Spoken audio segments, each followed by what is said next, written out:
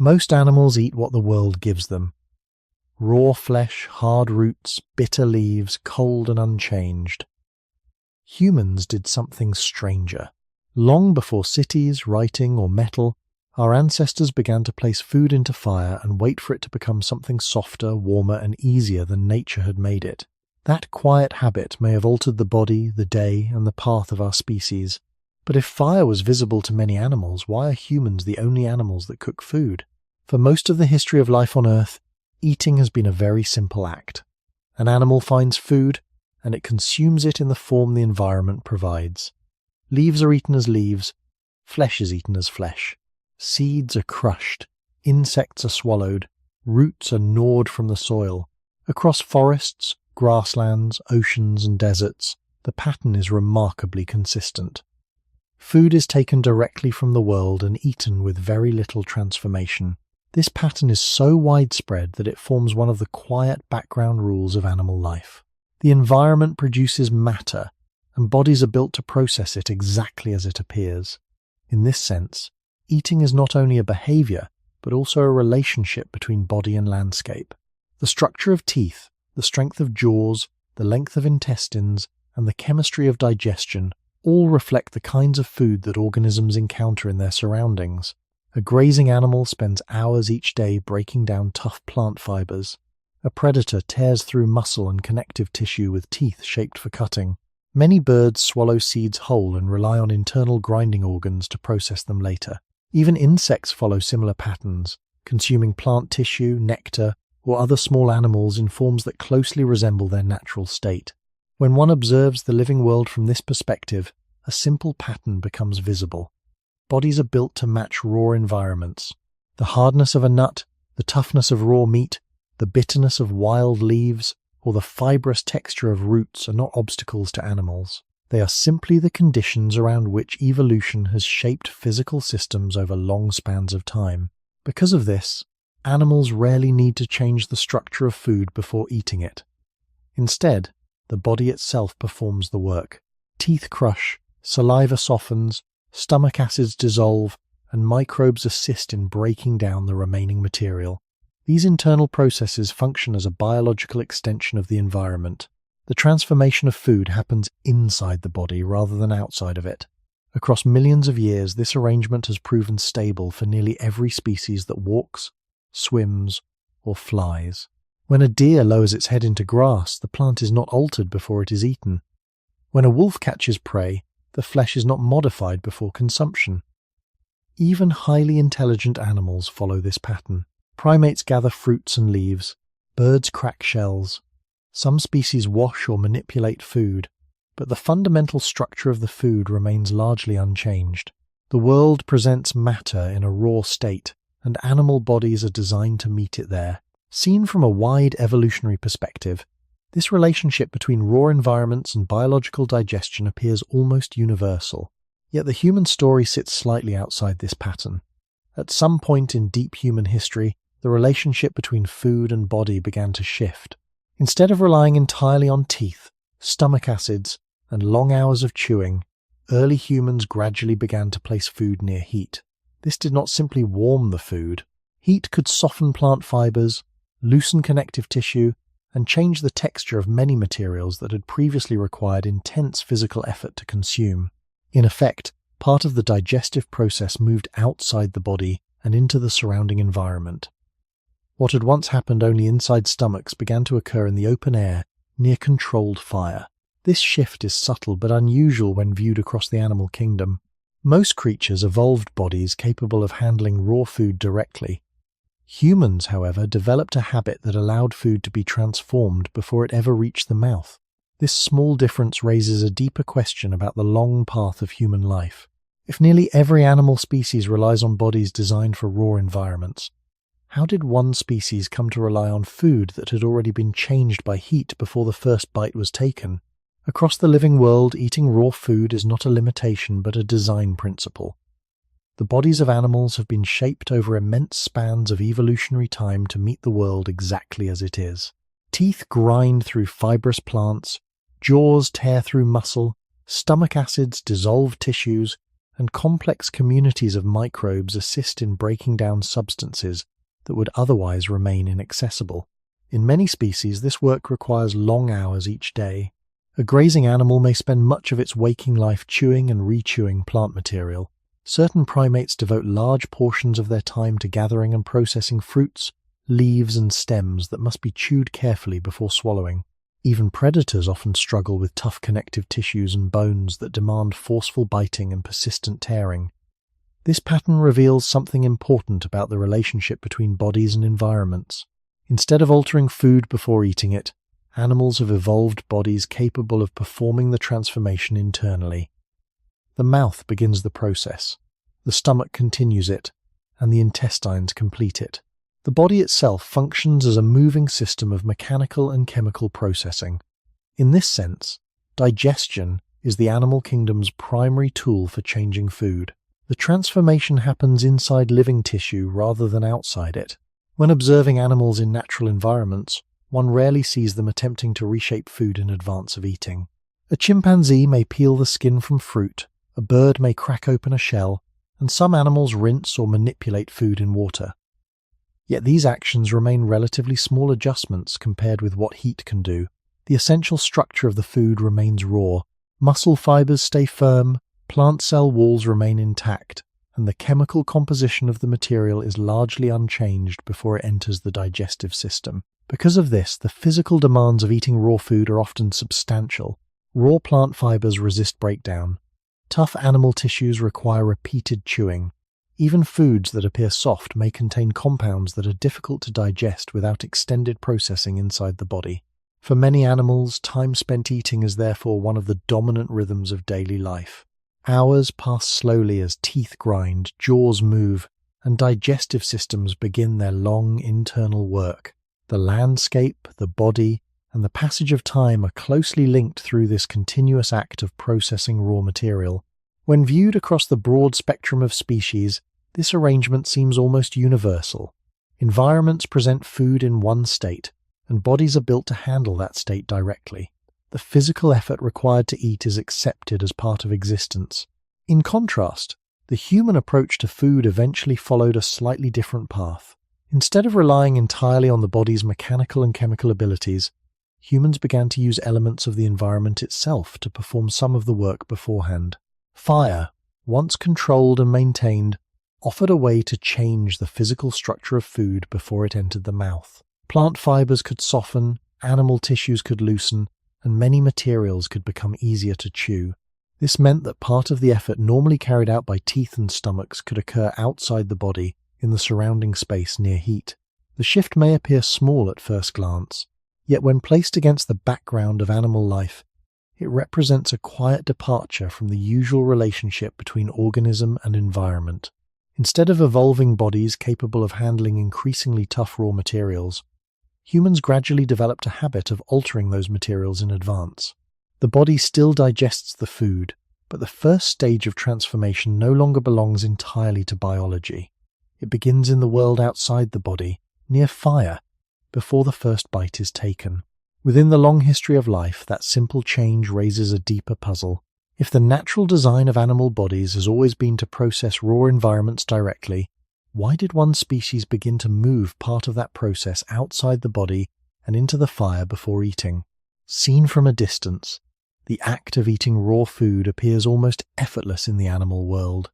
A grazing herd moves slowly across open land, lowering their heads again and again toward the ground. Birds pick seeds from dry soil. Primates search through branches for fruit and leaves.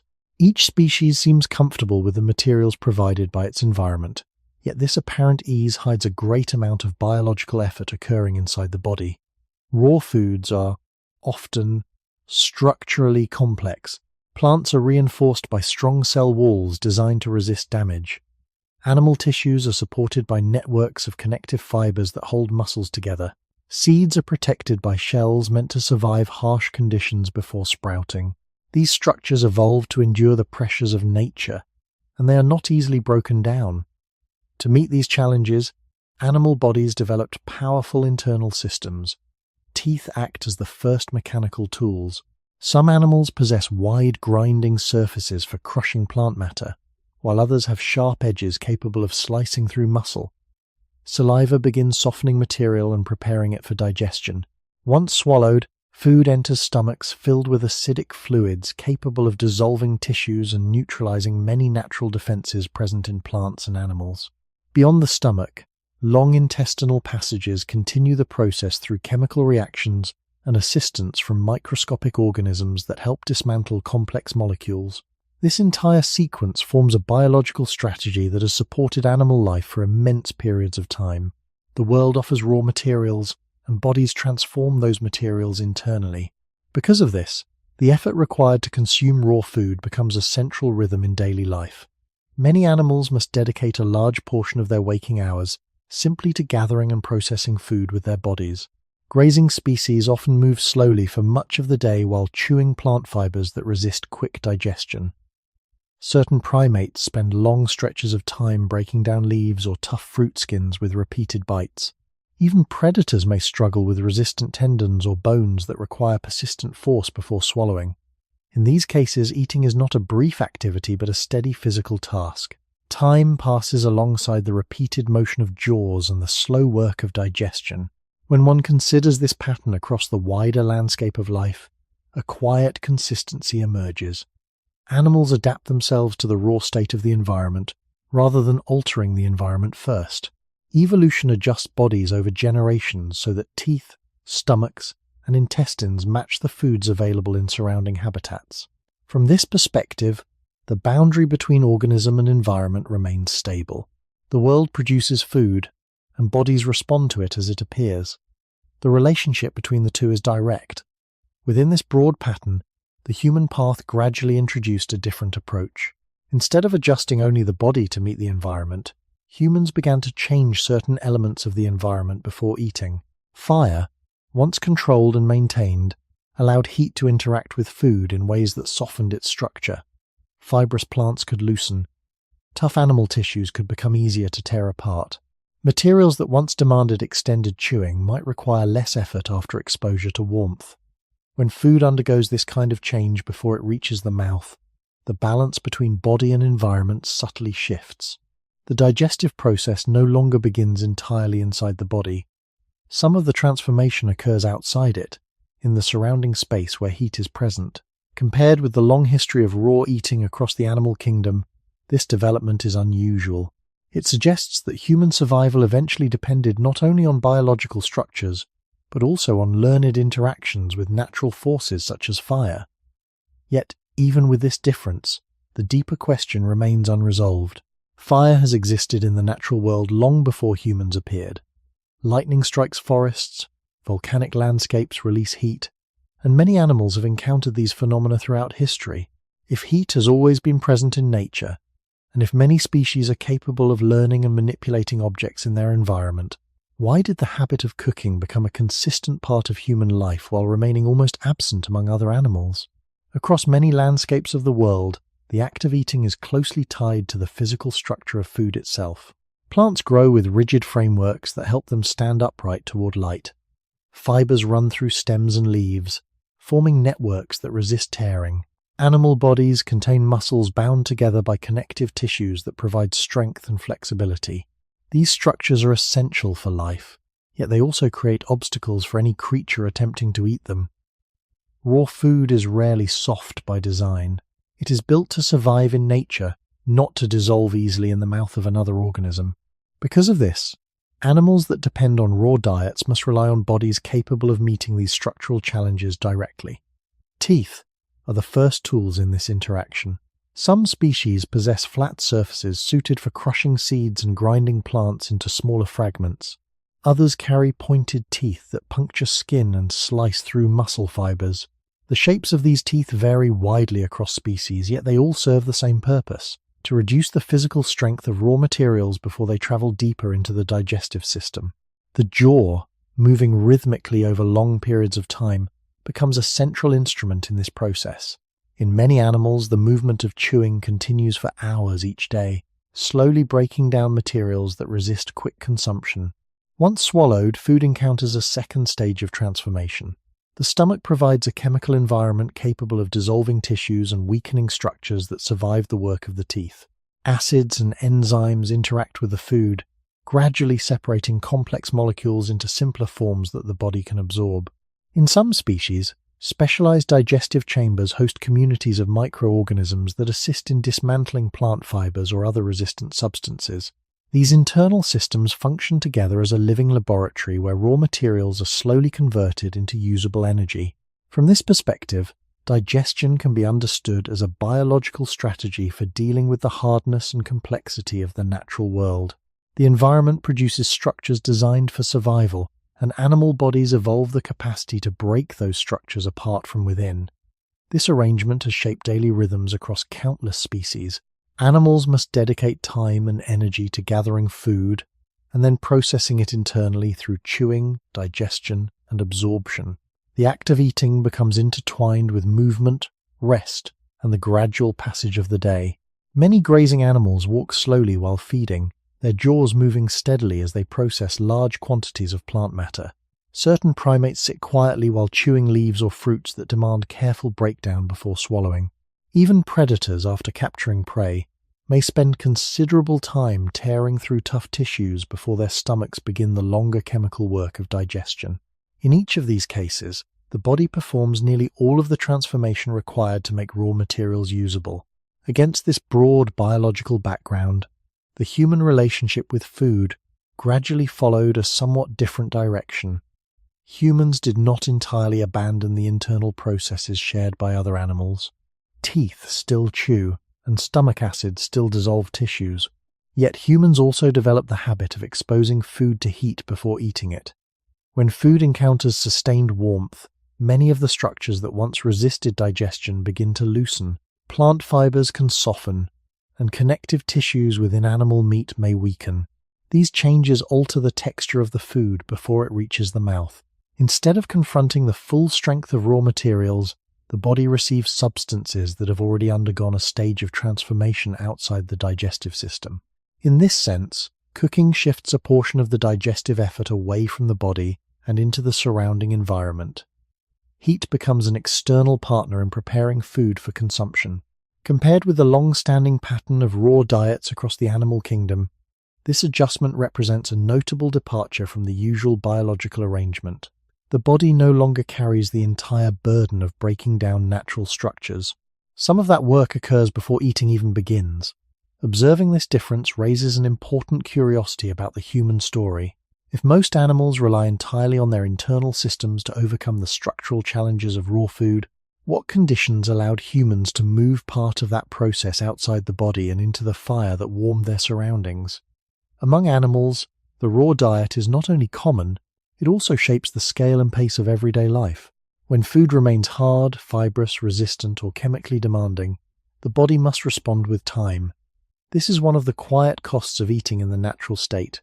A creature may survive perfectly well on raw food, but survival often requires hours of chewing, long digestive passages, or specialized internal systems that continue working long after the meal has been swallowed. In this way, diet does not only shape anatomy, it also shapes the rhythm of the day. A large grazing animal may spend much of its waking life with its head lowered, collecting plant matter in slow repetition. The food may seem abundant, yet each mouthful contains structural barriers that require patience. Grass is rich in fiber, but that fiber is difficult to access quickly. Leaves may be everywhere, but their tissues are built to hold form, resist damage, and continue living under sun and wind. Even fruits, which seem softer and easier, often carry skins, seeds, or chemical defenses that limit how simply they can be consumed. Predators live under a different set of conditions, yet they also face the raw state of nature directly. Flesh is softer than wood or leaf fiber, but it is still part of a body built for strength. Muscle is held together by connective tissue. Skin resists tearing, tendons stretch and bind, bones protect and support. A successful hunt may look sudden, but eating the animal is another matter. The body of the predator must cut, tear, crush, and swallow materials that were not made to come apart easily. Once the meal enters the stomach, acids and enzymes continue a task that teeth alone cannot finish. This long internal labor is one of the central facts of raw diets across the animal kingdom. The world offers food in forms shaped for life, and other creatures must adapt themselves to those forms rather than changing them first. From this perspective, the natural condition of food is not softness or convenience. It is structure. It is resistance. It is matter still carrying the design of the plant or animal it once belonged to. That is why so much biological energy must be spent on chewing, digesting, fermenting, and absorbing. The body becomes the place where hardness is slowly translated into nourishment. This helps explain why so many animals are defined by digestive specialization. Some carry multiple stomach chambers, some depend heavily on gut microbes, some must eat almost continuously. The raw diet does not merely fill the body, it organizes the body. It shapes the jaw, the teeth, the stomach, the intestine, and the daily timetable of survival. Against that deep background, the human relationship with food begins to look unusual in a more specific way. Cooking is not merely about taste. It is not simply a cultural decoration added to an otherwise ordinary meal. It changes the timing of labor between food and body. When heat softens a root, weakens plant tissue, or loosens the structure of meat, some of the work that would normally be done by the jaw and stomach has already begun before eating starts. In other words, cooking changes where effort happens. Instead of locating nearly all of the burden inside the digestive system, humans can move part of that burden into the surrounding environment. Fire becomes a place where the structure of food starts to yield. This does not remove digestion, but it changes its starting point. Compared with the rest of animal life, that is a remarkable shift. It suggests that humans did not simply inherit a diet from nature and meet it with anatomy alone. They gradually created a new relationship between food, time, and biological effort. And once that relationship appeared, it may have affected not only what humans ate, but how long they had to eat, how much effort they needed to spend, and how the body itself adapted across generations. If raw food had always demanded so much time and internal labor from living creatures, what happened when one species found a way to begin that labor outside the body, in the quiet heat of fire? In the natural world, raw food places quiet but persistent demands on the body. These demands are not always obvious at first glance. A plant may appear soft when held in the hand, and fresh meat may seem easy to bite into. Yet beneath these surfaces lie structures that evolved to resist damage, maintain stability, and survive the pressures of the environment. Plant tissues are reinforced by rigid cell walls that help stems stand upright and leaves hold their shape under wind and sun. Inside animal bodies, muscles are woven together with fibers that allow movement while preserving strength. These structural features are essential for life, but they also mean that raw food often arrives in forms that resist rapid digestion. For animals that rely entirely on raw diets, the body must solve this problem through physical and chemical effort. Teeth break the first barrier by reducing food into smaller fragments. In species that consume plants, wide grinding surfaces press repeatedly against tough fibers, slowly weakening them with each movement of the jaw. In species that consume other animals, sharper teeth cut and tear through tissue that holds muscle and skin together. This process is rarely quick. Even foods that eventually become easy to swallow may require extended chewing before they can safely enter the digestive system. The mouth, therefore, acts as the first stage of mechanical processing, converting large and resistant materials into forms that the stomach can handle more effectively. Once food moves deeper into the body, a second stage begins. The stomach introduces acids and enzymes capable of dissolving proteins and weakening other complex structures. The environment inside the stomach is carefully balanced so that tissues break down while the body itself remains protected. After this stage, partially digested material continues through the intestines, where additional enzymes and microbial partners assist in extracting energy and nutrients. In many animals, this internal system is long and elaborate because raw food requires time and space for full digestion. Plant fibers may resist chemical breakdown and must be fermented by microorganisms that specialize in dismantling them. Proteins and fats must be separated into smaller components before they can pass through the intestinal wall into the bloodstream. These processes happen quietly and slowly, often continuing long after the visible act of eating has ended. For this reason, the structure of an animal's digestive system often reveals the nature of its diet. Species that rely heavily on plants frequently possess long digestive tracts, or specialized chambers where microbes assist in breaking down cellulose. Species that consume meat may have shorter digestive systems but stronger stomach acids capable of dissolving animal tissues more quickly. In both cases, the body itself carries the responsibility of transforming raw matter into usable nourishment. Evolution adjusts anatomy over many generations so that internal systems match the demands of the surrounding environment. This arrangement, repeated across countless species, represents the usual solution to the challenge of eating.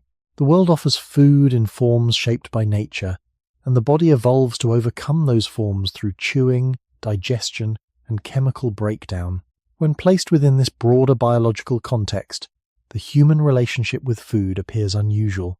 Humans still possess teeth, stomach acids, and digestive enzymes similar to those found in other mammals.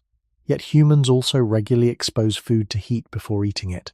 Heat can soften plant cell walls, weaken connective tissues in meat, and alter the texture of many foods that would otherwise demand extensive chewing. This means that some of the structural barriers normally confronted by the mouth and stomach may already be reduced before the first bite is taken. As a result, cooking subtly redistributes the work of digestion. Instead of beginning entirely inside the body, part of the transformation begins outside it, in the warmth of fire. Seen against the long history of raw diets in the animal kingdom, this shift raises an intriguing question. If the bodies of animals evolved to manage raw food through internal systems alone, what does it mean for a species to begin changing the structure of food before the body ever touches it? The body of an animal reveals much about the kind of food it must confront in the environment. Teeth, jaws, stomach chemistry, and the length of the digestive tract are not random features. They are shaped slowly through generations so that each species can handle the materials available around it. When the food is tough, bodies evolve strength and endurance. When the food is difficult to break down chemically, digestive systems grow more complex. In this way, anatomy becomes a record of the long relationship between living organisms and the raw world that feeds them. Among mammals that rely heavily on plants, the demands of raw food are especially clear. Plant tissues contain cellulose, a substance that provides structural support but is resistant to digestion by many animals.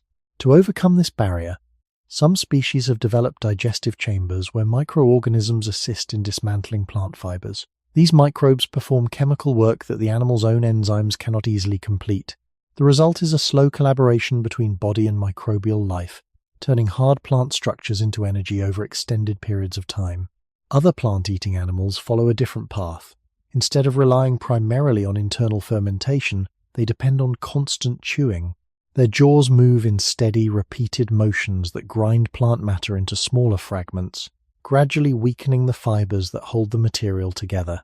This mechanical effort often occupies large portions of the day.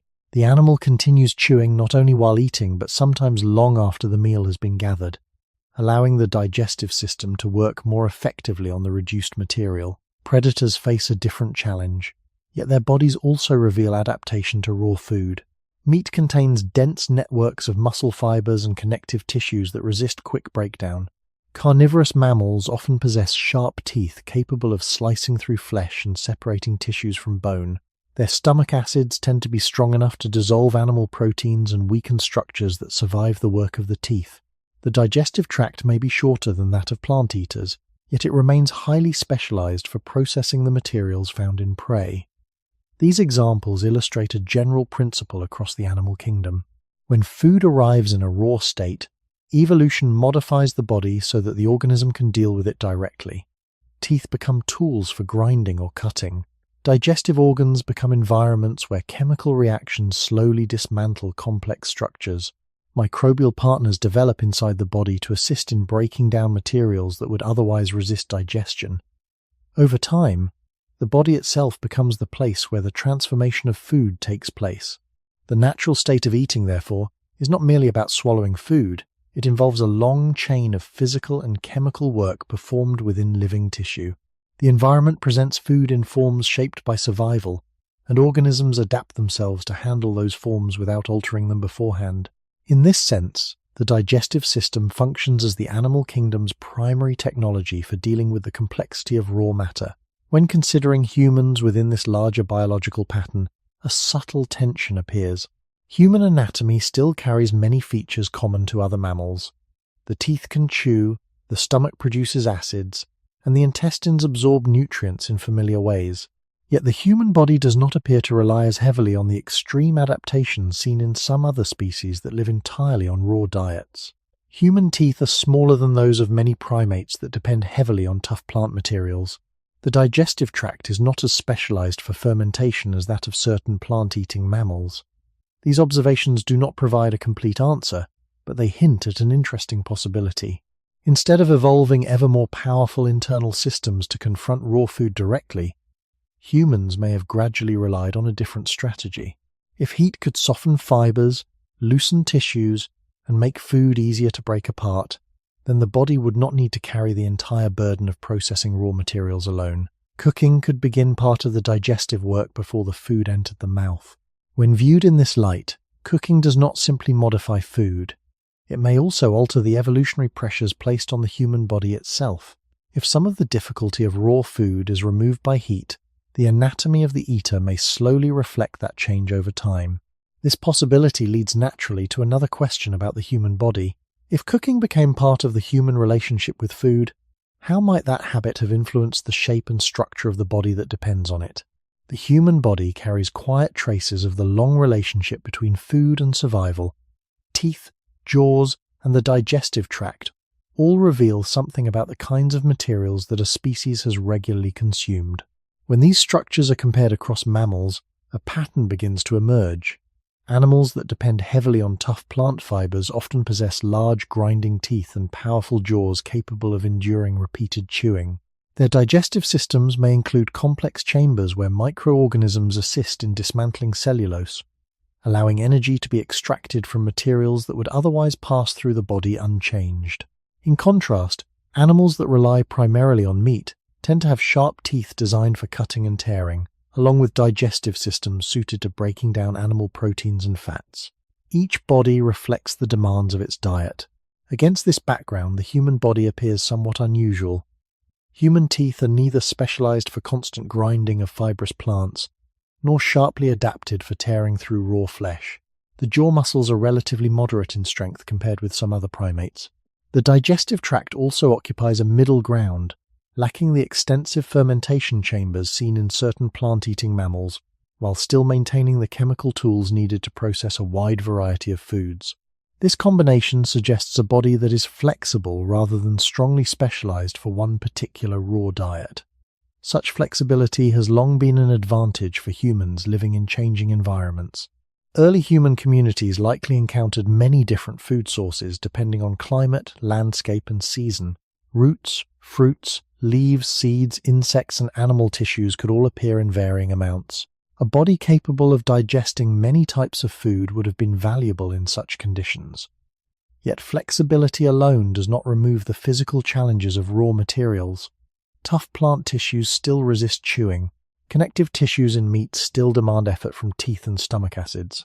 If early humans relied entirely on raw food, the body would still face the same structural barriers that shape the diets of other animals. This is where the presence of controlled fire introduces an intriguing shift. Heat has the ability to alter the physical structure of many foods before they enter the body. Plant cell walls may soften when exposed to sustained warmth. Starches can change in ways that make them easier to digest. The connective tissues that hold muscles together may loosen, allowing meat to separate more readily under the pressure of teeth. None of these changes eliminate the need for digestion, but they can reduce the effort required at the earliest stages of eating. The mouth encounters food that has already begun to yield. In this sense, cooking begins the transformation of food outside the body. The digestive system still performs its essential work, yet the first barriers presented by raw structures may be partially lowered. Over time, this shift could influence how the human body interacts with its diet. If food regularly arrives in a softened or altered form, the evolutionary pressure to develop extremely powerful chewing muscles or highly specialized digestive chambers may be reduced. The body may remain capable of processing raw materials when necessary, but it may no longer need to carry the full burden of that task alone. This idea does not imply a single moment when humans suddenly change their biology. Evolution moves slowly across many generations. Habits form gradually, environments shift, and bodies adapt over long periods of time. Yet the regular use of heat to prepare food could create subtle differences in how the human body balances the work of digestion between internal biology and external preparation. When viewed within the broader context of the animal kingdom, this possibility becomes particularly interesting. Most animals rely entirely on their anatomy to overcome the challenges of raw food.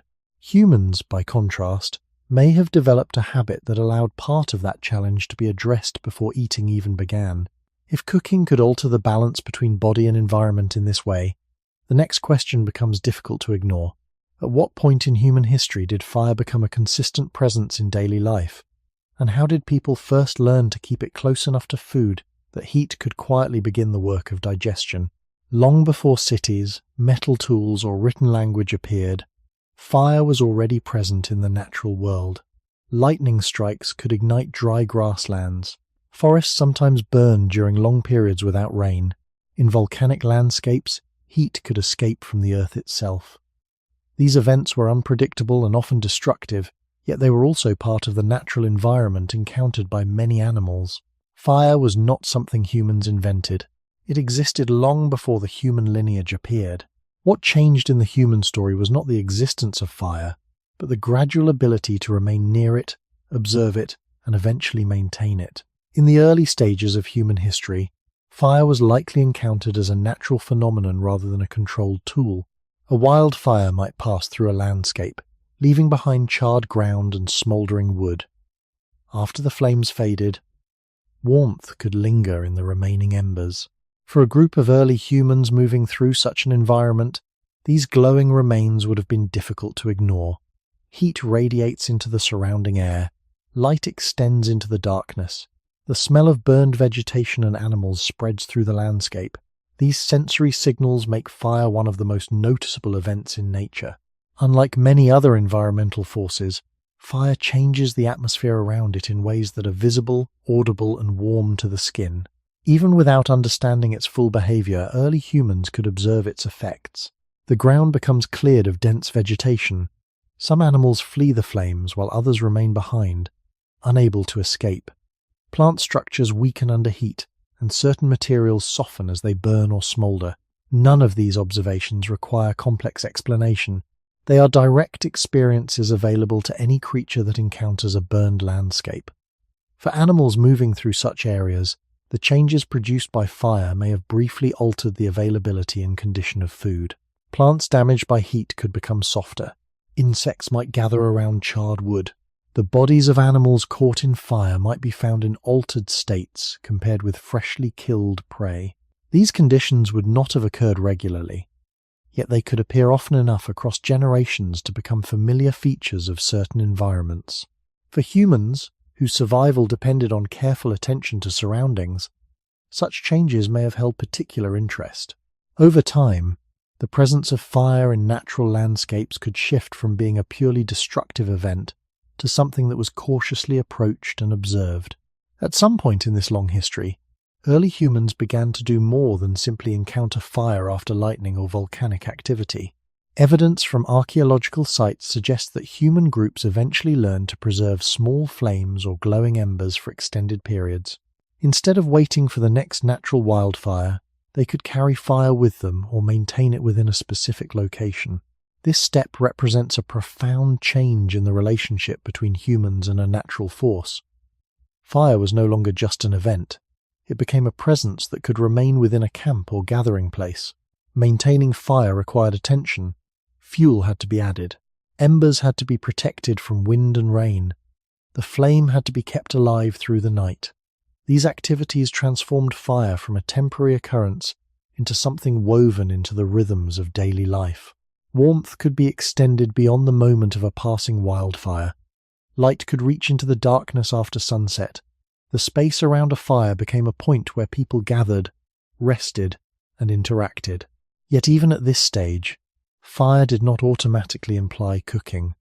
The earliest importance of fire may have been warmth, protection, and light rather than the preparation of food. When fire became a steady presence in human environments, it created new possibilities that had not existed before. Heat was now available not only during rare natural events but during ordinary moments of life. Once fire could be maintained intentionally, its influence on human behavior began to expand. The warmth of flames and embers could touch many aspects of daily activity. Among those possibilities, one stands out as particularly significant for the human relationship with food. When heat remains nearby for long periods of time, the materials placed close to it cannot remain unchanged. The structure of food begins to respond to the warmth of fire long before it reaches the mouth. If humans learned to keep fire alive within their living spaces, how did that steady presence of heat begin to influence the way food was handled, prepared, and eventually eaten? Fire changes the environment in ways that few other natural forces can. When flames pass through a landscape, they leave behind more than charred wood and darkened soil. The air becomes warmer, the ground becomes open, and many materials that once held their structure begin to soften or break apart. Plants that once stood firm may collapse under heat. Insects emerge from damaged bark. The bodies of animals that did not escape the flames may lie altered by the warmth that passed over them. These changes are temporary, yet they create moments in which the structure of the natural world becomes different from what it was before. For creatures moving through such landscapes, the results of fire are visible long after the flames disappear. Early humans, like other animals, would have encountered these environments from time to time. A burned field or forest is not silent. The ground carries the smell of smoke. The surface of wood may still hold warmth. Ash settles lightly over the soil, and new spaces appear where dense vegetation once stood. Such places might attract attention simply because they differ from the surrounding landscape. In these spaces, the condition of plants and animals is no longer the same as it was before the fire passed through. Materials that were once rigid may become brittle. Tissues that were once firm may soften. These transformations do not require deliberate action. They happen naturally when heat interacts with organic matter. For a long period of human history, encounters with fire were likely limited to these kinds of events. Lightning could ignite dry vegetation during storms, and volcanic activity could release heat from the earth. Flames would appear suddenly and disappear once their fuel was consumed. Humans living in these environments could observe the effects of fire, but had little control over when or where it occurred. The heat would come and go according to the rhythms of weather and landscape. Yet repeated encounters with these events could slowly build familiarity. When a burned landscape revealed animals whose bodies had changed under heat, or plants whose structures had softened, the difference between raw and heated material would become visible. Even without intention, the contrast between the two states could be noticed. Raw tissues resist the teeth in one way, while tissues exposed to warmth may yield differently under pressure. Such observations do not require complex knowledge. They arise simply from experience with the environment. Over many generations, the ability to remain near fire gradually changed this relationship.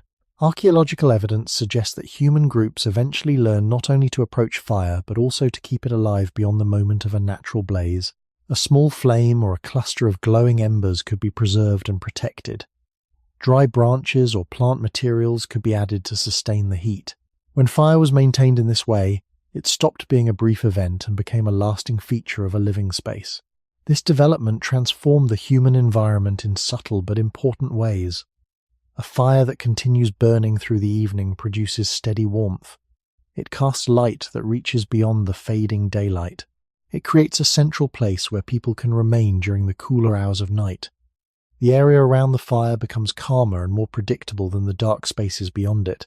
These conditions encourage people to gather in one place for longer periods of time. When fire remains present in daily life, it inevitably begins to interact with the materials that surround it.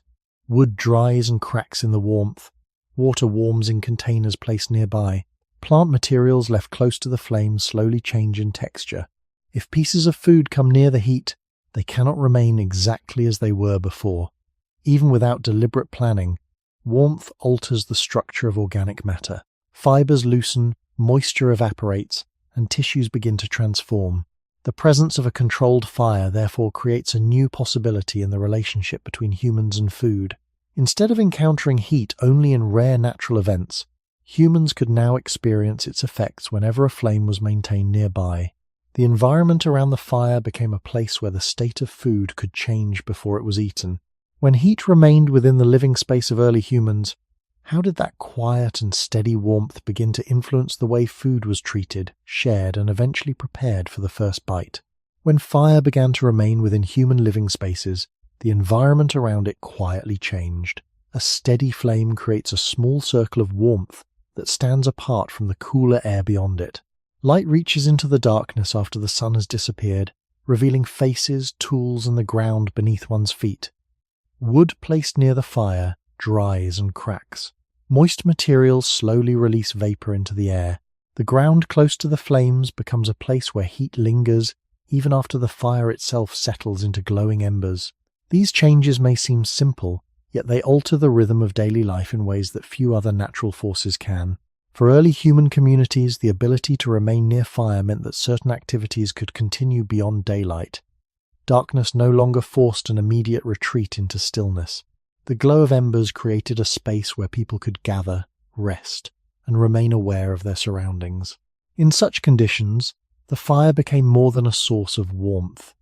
It became a center around which people organized their presence in the landscape. The ground near the fire offered visibility and comfort, while the shadows beyond it remained uncertain and cold.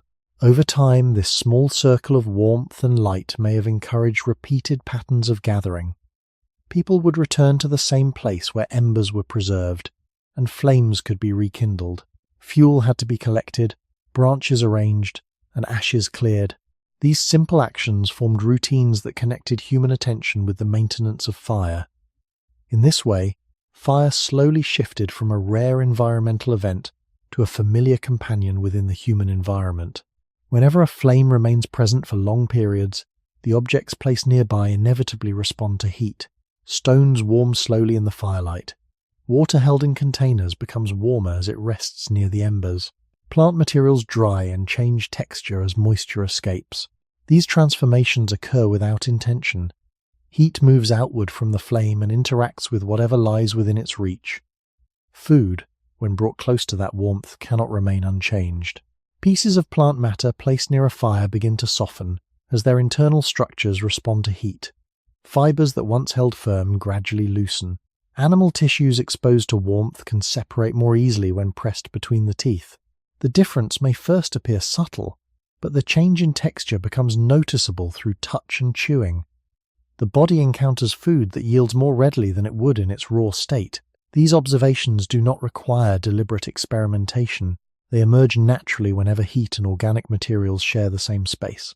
If early humans spent long evenings gathered around a fire, the presence of warmth would inevitably influence the condition of the things brought near it.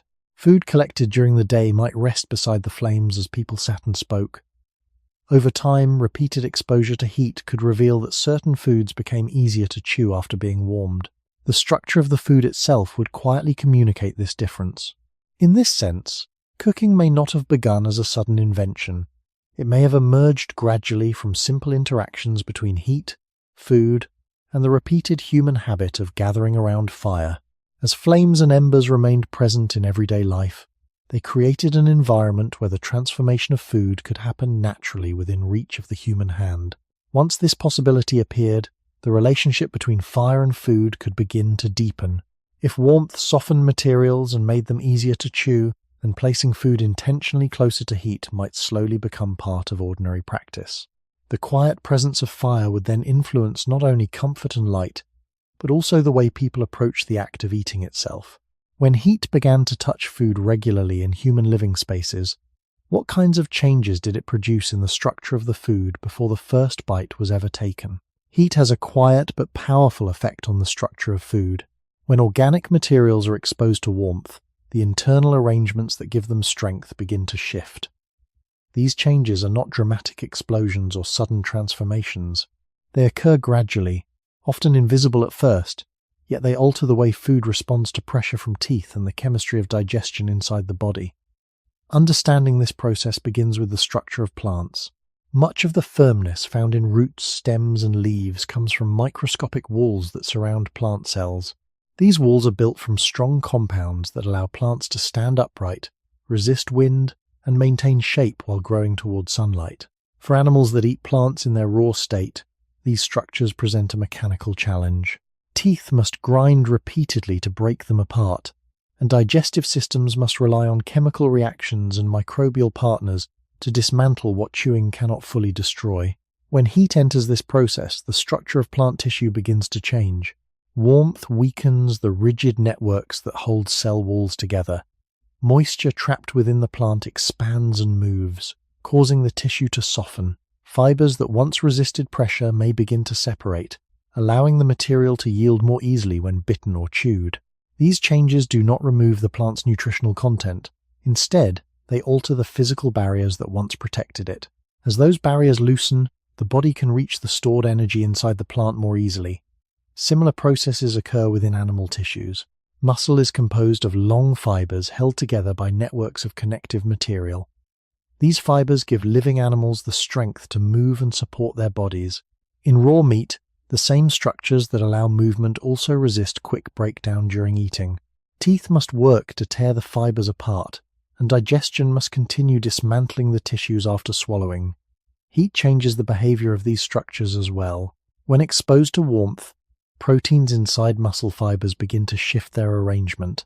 Connective tissues that once held the fibers tightly together gradually weaken. The result is a texture that separates more readily when pressed or bitten. This is why meat exposed to sustained heat often becomes easier to chew than the same tissue in its raw condition. These transformations occur through natural interactions between temperature and biological materials. No special tools are required beyond the presence of warmth itself. When food rests near fire, the energy from heat moves slowly into the material. The molecules that form plant fibers and animal proteins respond to that energy by changing the way they hold together. As a result, the physical effort required to break apart the food may decrease before it ever reaches the mouth. In this sense, heat performs part of the work that teeth and stomach acids would otherwise need to complete. From a biological perspective, this shift is significant. The body remains responsible for digestion, but the starting condition of the food has already been altered. Plant tissues that once resisted chewing may become softer. Animal fibers that once demanded tearing may begin to separate more easily. These changes influence how much effort the body must invest in processing a meal. When viewed against the long history of raw diets in the animal kingdom, the presence of heat introduces a different pathway through which food becomes accessible to the body. Instead of relying solely on anatomical strength and chemical digestion, humans could allow the environment itself to begin weakening the structures that once resisted consumption. Over time, this simple interaction between heat and food could reshape the relationship between the eater and the material being eaten. If warmth could quietly soften the barriers that once protected the energy inside plants and animals, how might that change the amount of work required from the human body during the act of eating? Heat does more than soften the outer structure of food. It also influences how the body later interacts with the material during digestion. When raw food enters the mouth, the body begins a process that must overcome many layers of physical and chemical resistance. Fibers must be broken, proteins must be unfolded, and stored energy must be separated from the structures that once protected it. This work normally takes time and effort, and in many animals the digestive system has evolved to manage these challenges slowly and steadily. When food is exposed to heat before eating, some of these early barriers begin to weaken. In plant foods, warmth can cause certain internal compounds to absorb water and expand. Structures that once held tightly together may loosen, allowing the food to break apart more easily when pressure is applied. This does not mean the plant loses its nutrients. Instead, the energy stored within the plant becomes more accessible because the surrounding structures are no longer as resistant. In animal tissues, heat affects the proteins that form muscle and connective material. Proteins are long chains of molecules folded into specific shapes. These shapes give tissues their strength and flexibility while the animal is alive. When exposed to heat, the arrangement of these molecules begins to change. The tightly folded structures can loosen and unfold, which alters the texture of the tissue. This change allows muscle fibers to separate more easily, making the material less resistant to chewing and digestion. The result of these changes is not simply softer food. It is food that has already begun to move through a stage of transformation before it enters the body. Teeth still perform their mechanical role, and the stomach still carries out chemical digestion, yet the starting point of the process has shifted. Instead of confronting fully intact raw structures, the body receives materials that have already been partially altered by temperature. This adjustment can influence the amount of effort required from the mouth and digestive system. If plant fibers have loosened and animal tissues have weakened, the force needed to break them apart may decrease. The stomach may encounter proteins that are already unfolded and therefore easier to break down chemically. Digestion still occurs, but the path toward releasing energy becomes less physically demanding at the beginning of the process. From an evolutionary perspective, this shift may hold particular significance. In the natural world, energy is one of the most important resources any organism must secure. Every movement, every heartbeat, and every thought depends on the body's ability to obtain energy from food. If a method exists that allows the body to access that energy with less effort, the consequences may reach far beyond a single meal. Over long periods of time, changes in how energy is obtained can influence the balance between feeding effort and other activities. Cooking, by altering the structure of food before digestion begins, introduces such a possibility. It allows part of the work required to unlock energy to occur outside the body through the simple presence of heat. When heat begins the transformation of food in this way, the relationship between eater and environment changes slightly.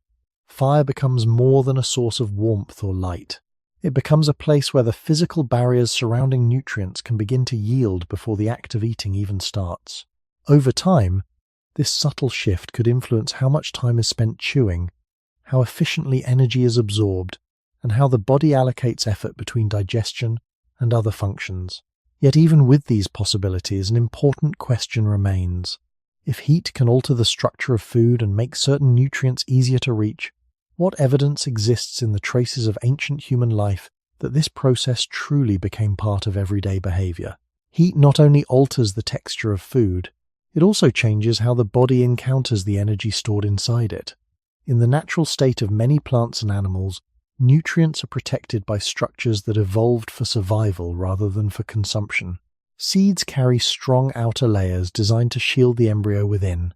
Plant tissues contain fibers that help stems and leaves resist damage from wind or grazing.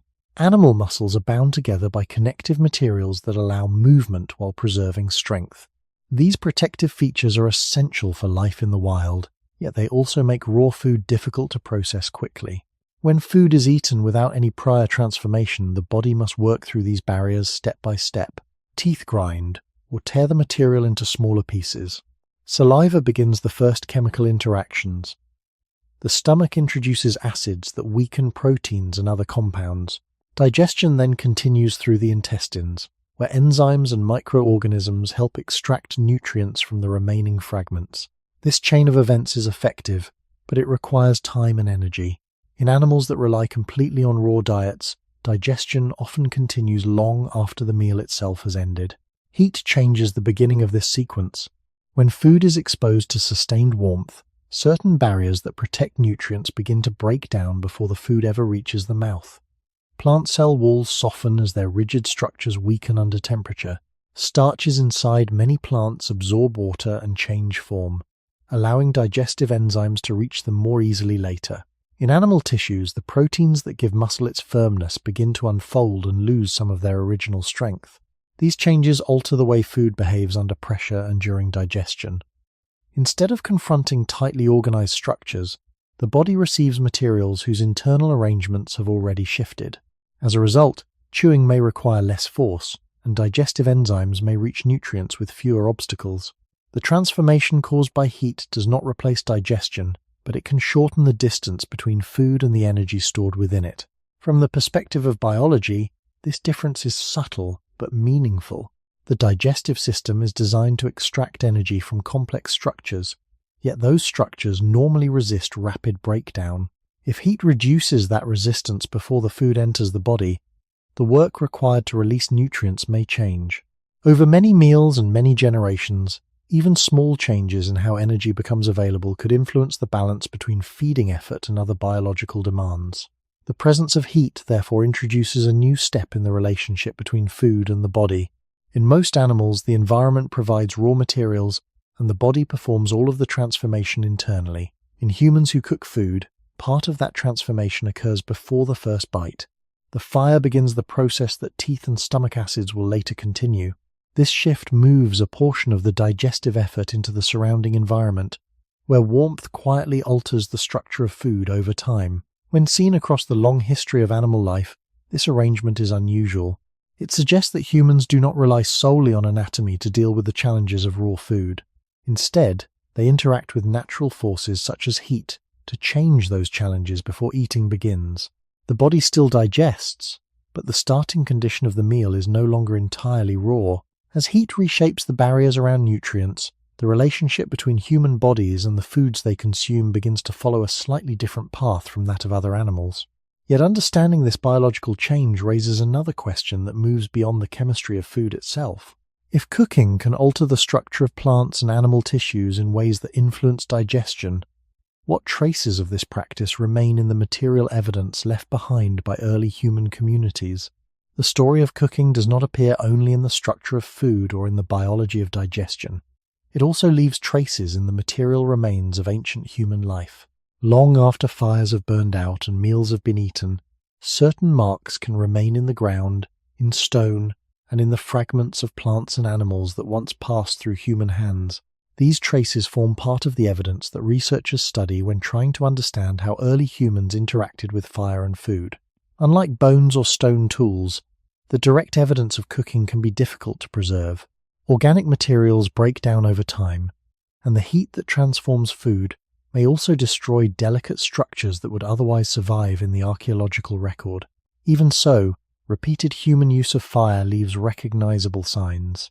Ash layers accumulate in places where flames burned again and again. Charred fragments of wood remain embedded in soil long after the fire itself has vanished. Stones placed near heat sometimes crack or change color under repeated exposure to high temperatures. These patterns allow archaeologists to recognize places where fires were maintained by human activity rather than by brief natural events. In some ancient sites, the ground reveals circular or concentrated areas where burning occurred many times in the same location. Such patterns suggest that fires were not simply passing through the landscape, but were being kept alive within spaces where people gathered. These areas are often interpreted as hearths, places where fire was intentionally maintained for warmth, light, and other activities. The presence of a hearth indicates that fire had become part of daily life, rather than an occasional encounter with a natural blaze. Around these hearths, researchers sometimes find fragments of animal bones that show signs of exposure to heat. The surfaces of these bones may appear darkened, cracked, or altered in ways that suggest contact with flames or embers. Similarly, plant remains recovered from archaeological sites can sometimes show evidence of charring. Seeds, grains, or pieces of plant tissue may survive in a carbonized state that preserves their shape, even though their original organic material has changed. These discoveries do not always prove exactly how food was prepared. A bone that has been burned might have fallen into a fire after the meal was finished, or a plant could have been accidentally charred while lying near the flames. Archaeological evidence must therefore be interpreted carefully. Researchers often rely on patterns rather than single objects. When burned bones, charred plant remains, and hearth structures appear together in the same location, the combination suggests repeated interactions between fire and food. Over time, these patterns form a picture of how early human communities used fire within their living spaces. The evidence indicates that fire was not simply present, but actively maintained in places where people gathered. Within those spaces, materials connected to food appear close to the areas where heat was strongest. This arrangement suggests that the transformation of food through heat may have become part of everyday activity rather than an occasional accident. The archaeological record does not always reveal the exact moment when cooking began. Human history stretches across immense spans of time, and the traces left behind are often incomplete. Yet the repeated appearance of hearths, burned bones, and charred plant remains provides clues that the relationship between fire and food gradually deepened as human societies developed. In these quiet marks left in soil and stone, researchers find the beginnings of a story that links the warmth of ancient fires to the way humans learned to interact with the food they gathered and hunted. If the material remains of ancient campsites suggest that food and fire often appeared side by side, what might this reveal about the daily routines of the people who once gathered around those early hearths? When archaeologists study ancient campsites, they rarely find a complete picture of daily life preserved in the ground. Time removes many details. Wood decays, plant tissues disappear and the soft materials of human activity fade away. What remains are fragments, pieces of bone, traces of ash, scattered stones that once surrounded heat, and darkened layers of soil that suggest repeated burning in the same place. These fragments may seem small, yet when they appear together in consistent patterns, they begin to reveal how early humans organized their lives around fire. One of the most important signs of sustained fire use is the presence of a hearth. A hearth is not simply a place where something once burned. It is a location where fire appears to have been kept intentionally and repeatedly. In archaeological sites, hearths often show layers of ash, charcoal, and burned earth that build up over time. The ground beneath them sometimes becomes hardened or discolored from long exposure to heat. Stones placed near the fire may crack or change appearance after repeated heating and cooling. When these features appear together, they suggest that people return to the same place again and again to maintain a flame. The existence of hearths indicates that fire had become part of the regular structure of human living spaces. Rather than appearing briefly during a natural wildfire, fire was kept alive within areas where people gathered, rested, and shared daily activities. Within these spaces, the presence of burned materials connected to food becomes especially interesting. Animal bones recovered near ancient hearths sometimes show signs of exposure to heat. Their surfaces may appear blackened, grey, or altered in ways that suggest they were placed near flames or embers. These changes occur because bone, like other organic materials, responds to temperature. As heat increases, the structure of the bone gradually transforms, leaving visible traces that can survive long after the original meal has vanished. Plant remains can also appear in altered forms. Seeds, fragments of wood, and other plant materials sometimes survive in a charred state. The process of charring removes much of the original organic content but preserves the shape of the object in a carbonized form. Because of this, charred plant remains can endure in the soil for thousands of years, offering clues about what kinds of plants once existed near human settlements. When such materials are found close to hearth structures, they suggest that plants and fire interacted within the same space. Interpreting these traces requires caution. A burned bone does not automatically prove that the animal was cooked before being eaten. It might have fallen into the fire after the meal was finished. Likewise, a charred plant seed might have been part of fuel rather than food. Archaeologists therefore examine the broader pattern surrounding each discovery. When multiple lines of evidence appear together, hearth structures, repeated ash layers, burned bones, and charred plant remains, the combination suggests a regular relationship between fire and food within that site. Across many archaeological locations, this pattern begins to appear with increasing frequency as human history unfolds. Fires are maintained in central places within camps or settlements. Food remains appear close to these fires.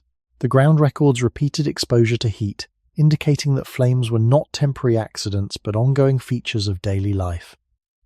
These patterns do not provide a single moment when cooking began. Instead, they show a gradual shift in how humans interacted with fire and the materials they consumed. Fire becomes stable within the human environment, and food repeatedly appears in the same spaces where heat is strongest. Through these quiet traces preserved in soil and stone, researchers can begin to imagine scenes from the distant past. People gather around a fire that has been kept alive through the night. Branches are added as the flames fade. The warmth spreads outward into the darkness, and objects placed near the heat slowly change under its influence.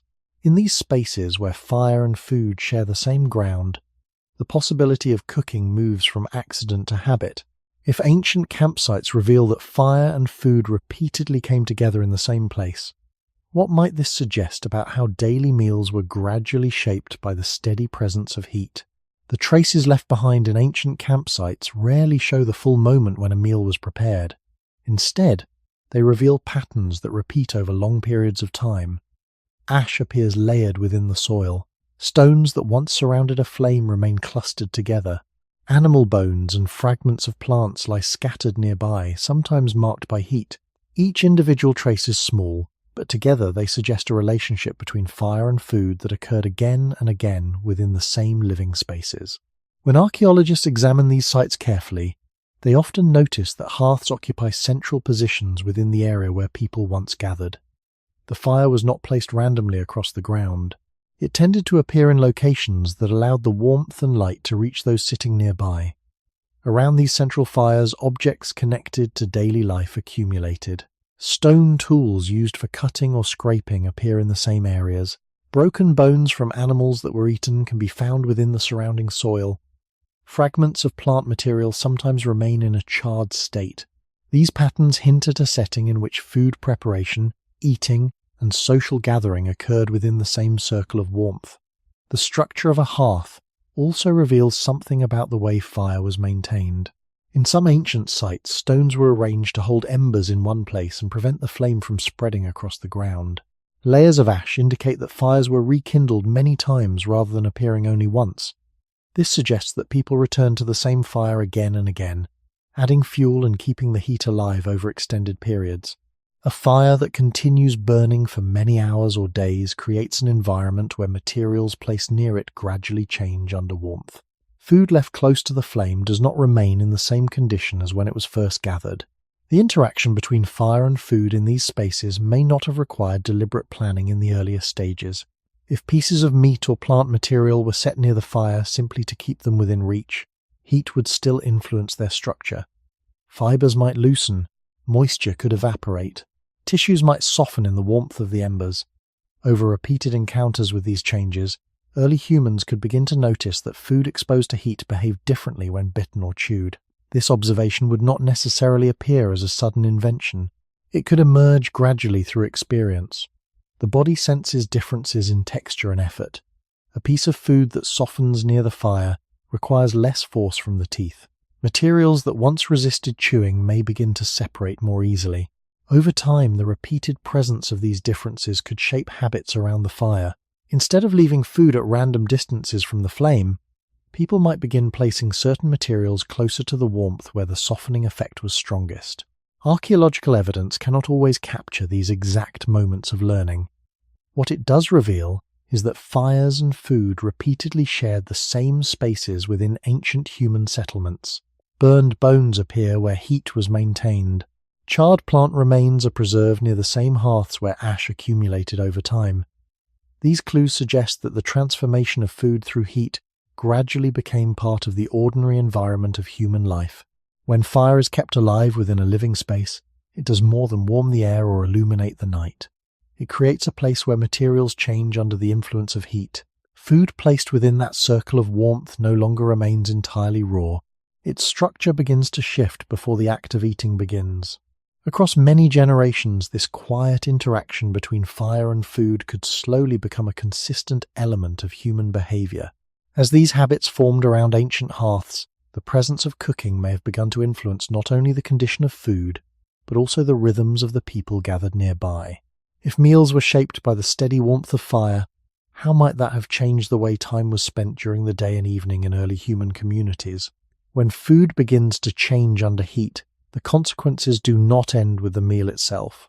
The time required to gather, chew, and digest food has always been one of the quiet forces shaping the rhythm of life for animals. In many species, large portions of the day are devoted to eating and processing raw materials. The act of feeding can stretch across hours as jaws grind, stomachs work, and digestive systems slowly transform complex structures into usable energy. This pattern is not unusual in the animal world. It is simply the cost of obtaining nourishment from food that arrives in its natural, unaltered state. For early humans who lived in environments where food was gathered from plants or hunted from animals, the same demands would have been present. Tough plant fibers require time to chew. Animal tissues resist tearing and must be broken apart with repeated effort from the teeth. Once swallowed, digestion continues its slow chemical work. If meals consisted entirely of raw materials, a considerable portion of each day would likely have been dedicated to processing food inside the body. The presence of fire introduced a possibility that could gradually shift this balance. When heat softens the structures that surround nutrients, the physical effort required to chew and digest those foods may change. Plant tissues that have been warmed become easier to break apart. Fibers loosen, and the pressure required from the jaw may decrease. Animal tissues exposed to sustained heat may separate more readily than the same meat in its raw condition. These differences influence not only the texture of food, but also the time needed to process it. A meal that requires less force to chew may take less time to eat. Food that begins to break down under heat may move through the digestive system with slightly different efficiency than raw material that remains structurally intact. The digestive process still occurs, but its early stages have already begun before the food reaches the mouth. Over long periods of time, even modest changes in how food is processed can influence the rhythm of daily life. If chewing becomes easier and digestion begins with fewer structural barriers, the amount of time required to obtain usable energy from food may shift. This does not mean that early humans suddenly stopped spending time eating. Gathering and preparing food would still have required attention and effort. Yet the balance between feeding and other activities could slowly adjust as the condition of food changed under heat. Fire itself may have contributed to this adjustment in another way. The presence of a hearth created a place where people gathered during the cooler hours of the evening. After a day of movement across the landscape in search of plants, animals, or other resources, returning to a fire provided warmth and visibility in the fading light. Within this space, food could be placed near the heat while people rested, spoke, or performed other small tasks. The fire became both a center of gathering and a place where food gradually softened. In this environment, the act of eating could become intertwined with the social and practical rhythms of life around the hearth. Instead of consuming food immediately upon gathering it, people might bring it back to the fire where heat slowly altered its texture. As these habits formed, the transformation of food through warmth may have begun to shape not only the body's relationship with digestion, but also the structure of daily time. Meals could occur within shared spaces illuminated by fire rather than scattered across the landscape. The act of eating might unfold in moments of rest rather than in constant motion. If cooking allowed food to soften near the hearth while people gathered in its warmth, how might that steady presence of fire begin to influence the social life forming within the circle of light it created? When a fire burns steadily within a living space, it changes more than the condition of food. It also changes how people move through the hours of the day. In the natural world, many animals must search for food continually. Grazing species walk slowly across the landscape for long stretches of time, feeding as they go. Primates gather fruits and leaves while moving from tree to tree. Predators may rest between hunts, yet when food is available they must devote attention to tearing, chewing, and digesting raw materials that resist quick consumption. The rhythm of life in such conditions often follows the availability and difficulty of food itself. For early human communities, the presence of fire created a different kind of place within the landscape. A hearth did not move across the ground as animals did while grazing. It remained in one location, producing warmth and light that extended outward into the surrounding darkness. People could return to this place repeatedly, knowing that heat and visibility would greet them there. Over time, the hearth became a point of stability within a world otherwise defined by movement and uncertainty. As people gathered around this steady source of warmth, the tasks of daily life could begin to unfold within its circle of light. Tools could be repaired or shaped while sitting near the fire. Objects collected during the day could be sorted and examined. Pieces of food could rest close to the heat where their texture slowly changed. These activities did not require constant movement through the landscape. Instead, they allowed people to remain together in a shared space for longer periods of time. In this setting, the relationship between food and time began to shift subtly. Raw food often demands immediate attention because chewing and digestion require sustained effort. When food is softened by heat near a fire, some of that effort may be reduced before eating begins. A root placed near embers may gradually lose its rigidity. Meat exposed to warmth may separate more easily under the pressure of teeth. These changes allow the act of eating to occur within moments of rest rather than during continuous movement. The fire therefore creates a place where both people and food can remain still while transformation takes place. Over long evenings beside the hearth, early human groups may have experienced a rhythm that differed from the pattern seen in many other animals. Instead of spending nearly every waking moment searching for and processing food, there could be periods of gathering, observation, and quiet activity around the fire. The warmth held the group together within a small circle of light while the darkness extended beyond it. Within that circle, food softened slowly and conversation or shared tasks could unfold at a calmer pace. This change in rhythm does not mean that life suddenly became easy or free from effort. Food still had to be gathered from the landscape, and fire itself required attention and fuel, yet the presence of a stable hearth allowed certain moments of the day to gather around a single place. The act of eating no longer existed only as an isolated encounter between a body and raw material. It became part of a shared environment where heat, light, and human presence combined to shape daily routines. As these patterns repeated over many generations, the fire may have done more than warm the body or soften food.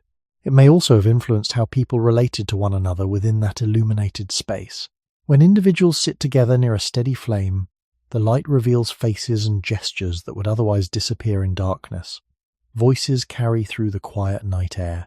Objects can be passed from hand to hand within the glow of the embers. In such conditions, the hearth becomes not only a place where food changes, but also a place where human interaction unfolds in new ways. If the steady warmth of fire began to gather people together in shared spaces, how might this circle of light have shaped the early forms of social life that developed around it? When people remain together around a steady fire, the experience of food gradually becomes something shared rather than purely individual. In many animals, feeding occurs wherever food is found. A grazing animal lowers its head and eats where it stands. A predator consumes prey where the hunt ends. Even among social animals, meals are often tied directly to the moment and location where food appears in the environment. The act of eating is immediate, shaped by opportunity and by the physical effort required to process raw materials. The presence of a hearth introduces a different possibility. Instead of eating food only at the place where it was gathered or hunted, people may bring food back to the fire. The warmth and light create a place where members of the group can sit together while the food rests near the heat. As plant materials soften and animal tissues loosen, the meal begins to change before anyone takes the first bite. The transformation happens within a shared space rather than in isolation. This arrangement allows the act of eating to unfold in a slower and more collective rhythm. People gather within the circle of light, and the warmth of the fire extends the hours during which they can remain together. In such an environment, the preparation of food may gradually become a visible process rather than something hidden within the body. When raw materials are placed near heat, the change in texture can be seen and felt. Steam may rise from moist plant tissues. Meat placed close to embers may darken and release its scent into the air. These sensory signals make the transformation of food part of the shared experience around the hearth. Over time, such experiences may shape how early human groups approach the act of eating. Instead of each individual consuming food immediately after finding it, meals could become moments when the group returned to the same place and gathered together. The fire provided a stable center where warmth, light, and changing food could all be observed at once.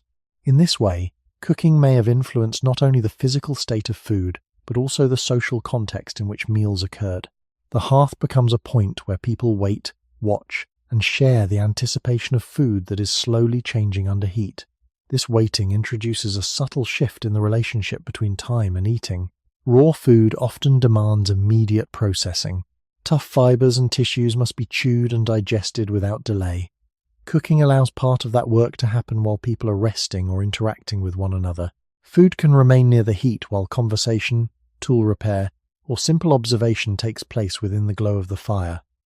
When the meal is finally eaten, it has already begun its transformation. In this sense, cooking may have quietly altered the structure of daily social life. The fire gathers people together, and the food placed near it encourages shared attention. Instead of each person eating wherever they happen to find food, the group returns to a common place where warmth, light, and nourishment converge. These repeated moments around the hearth could gradually strengthen the bonds between individuals who depend on one another for survival. The fire does not simply change the chemistry of food. It changes the setting in which food becomes part of human life.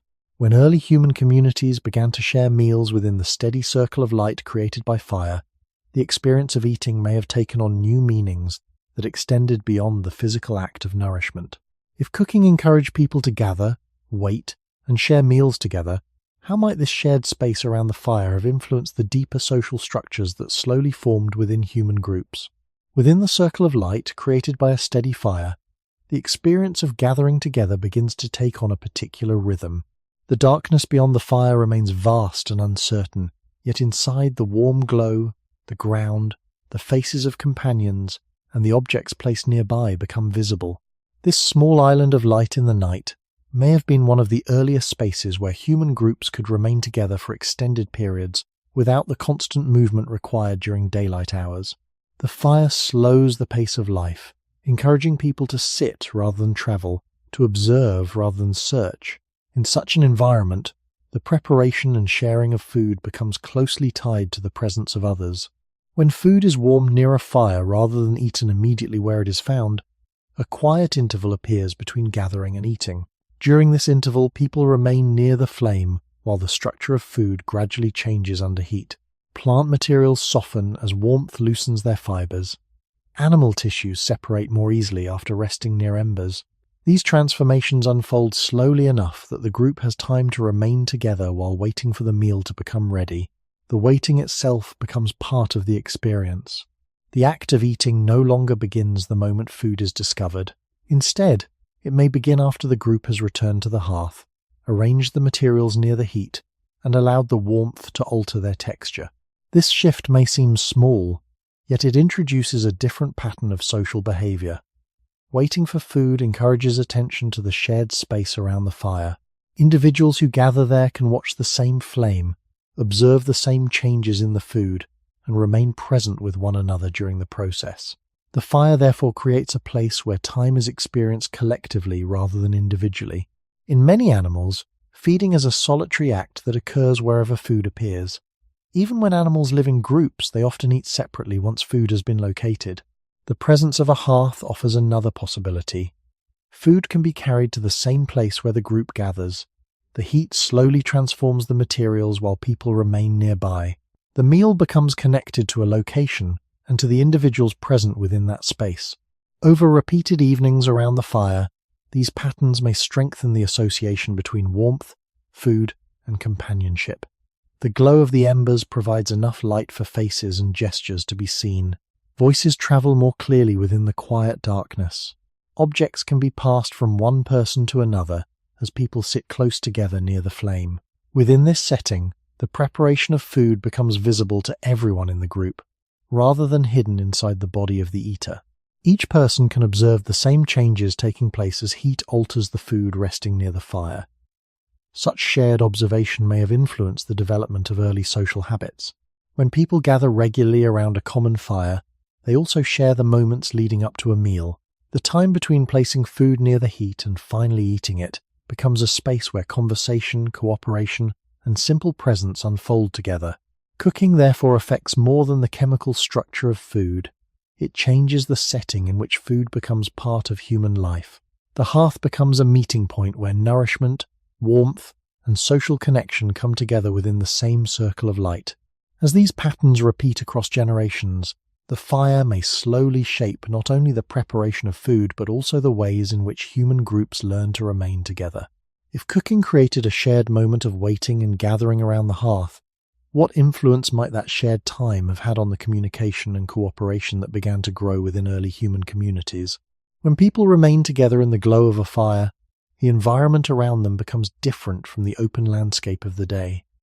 During daylight hours, movement across the land is often necessary. Food must be gathered, animals tracked, and useful materials collected from many different places. Individuals may spread out across the terrain as they search for what they need. The rhythm of the day is shaped by distance and by the uncertainty of what the environment might offer. Evening around the fire introduces another kind of setting. The group gathers within a smaller and more stable space.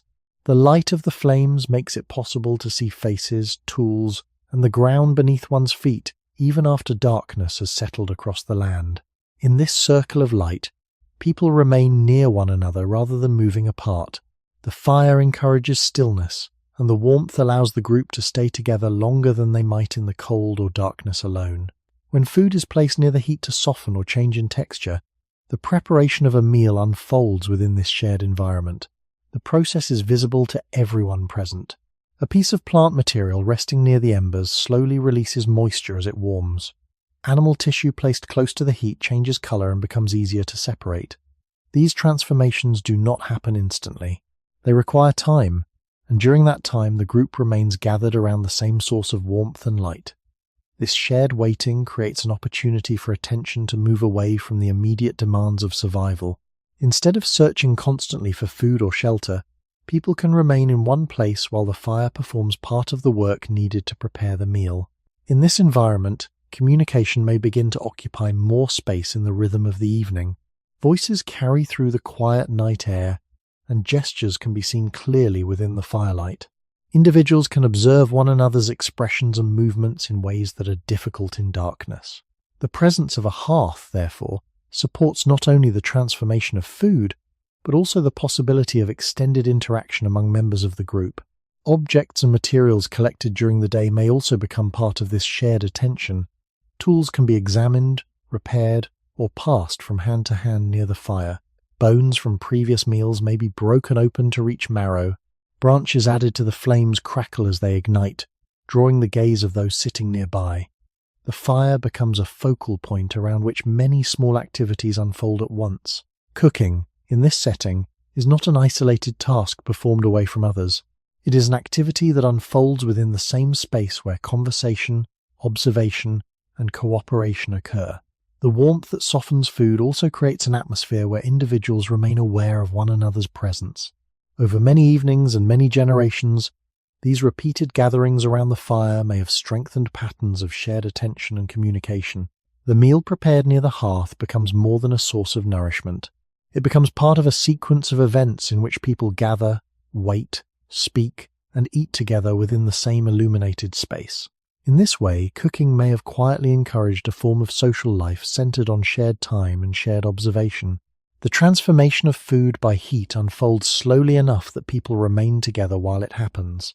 The fire holds the group within its glow, and the meal becomes a moment that belongs to everyone present. As these shared moments accumulate across the long history of human life, they raise another question about the deeper consequences of cooking.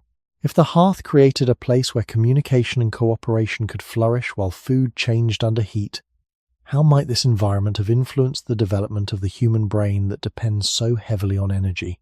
When food begins to change under the steady warmth of fire, the transformation does not occur only in the visible texture of what is being prepared. It also affects the way energy becomes available to the human body. All animals depend on the energy stored inside the plants and animals they consume. Yet the path from food to usable energy is not always simple. Many natural foods contain nutrients locked inside complex structures that resist easy breakdown. Fibers surround plant cells, connective tissues hold together muscle, and protective layers surround the chemical compounds that the body ultimately needs. Digestion is the process through which these barriers are gradually opened so that nutrients can be absorbed. In raw food, much of this work must be performed by the body itself. Teeth tear and grind materials into smaller pieces. Stomach acids and digestive enzymes continue the process, slowly breaking apart structures that protect the nutrients within. This process requires time and energy. In many animals, large digestive systems and long feeding periods help manage the effort required to extract nourishment from raw plants or tough animal tissues. The presence of heat changes this process before food even reaches the mouth. When plant materials are exposed to sustained warmth, the structures that surround their cells begin to weaken. Fibers loosen, and some chemical bonds shift in ways that make the contents of the cells easier to access. Animal tissues exposed to heat also change as proteins unfold and connective structures soften. These transformations do not create new nutrients, but they can make existing nutrients more accessible to the body during digestion. As a result, some of the work that would normally occur inside the digestive system begins outside the body near the fire. Food placed near heat starts to break down in small ways before it is eaten. The chewing required to process the material may become easier, and the digestive system may encounter fewer structural barriers once the food is swallowed. Over time, even modest improvements in how efficiently energy can be extracted from food may influence the balance between energy intake and the body's needs. The human brain, for example, requires a substantial amount of energy relative to its size. Maintaining the activity of billions of nerve cells demands a steady supply of fuel. In modern humans, the brain consumes a significant share of the body's total energy, despite representing only a small portion of body mass. For early humans living in environments where food was not always guaranteed, obtaining enough usable energy would have been a constant challenge. If cooking made certain nutrients easier to access, the total amount of usable energy derived from each meal might increase slightly. These differences would not appear as sudden transformations in a single generation. Instead, they would accumulate gradually across long periods of time. Small improvements in the efficiency of digestion could allow the body to redirect energy toward other biological processes. The development and maintenance of complex brain activity might have been one area where such energy became especially valuable. Researchers continue to examine how changes in diet, digestion, and energy availability may have interacted with the evolution of the human brain. The exact sequence of events remains an area of ongoing study, and many details are still debated. Yet the basic principle is widely recognized. The energy obtained from food supports the biological systems that define human life. When fire began to transform food before it entered the body, it introduced a new step in the long chain connecting the environment to the energy that sustains the human mind. If cooking helped unlock energy from food in ways that raw materials could not easily provide, what role might this quiet transformation have played in supporting the unusually demanding brain that distinguishes our species today? Among all organs of the human body, the brain occupies a unique position in terms of energy demand. Though it represents only a small fraction of total body weight, it consumes a large share of the energy that the body produces each day. This energy supports the continuous activity of billions of neurons, cells that communicate through electrical and chemical signals to guide perception, memory, movement, and thought. Unlike many other tissues, the brain cannot easily store large reserves of fuel.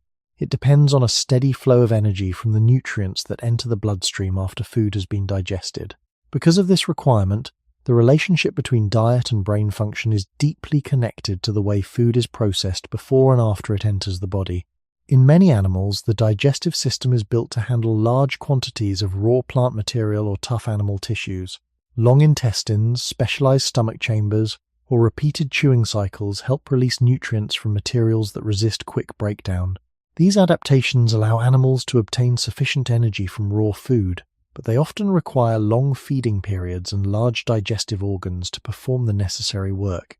Humans, by contrast, show a somewhat different balance between digestive effort and brain activity.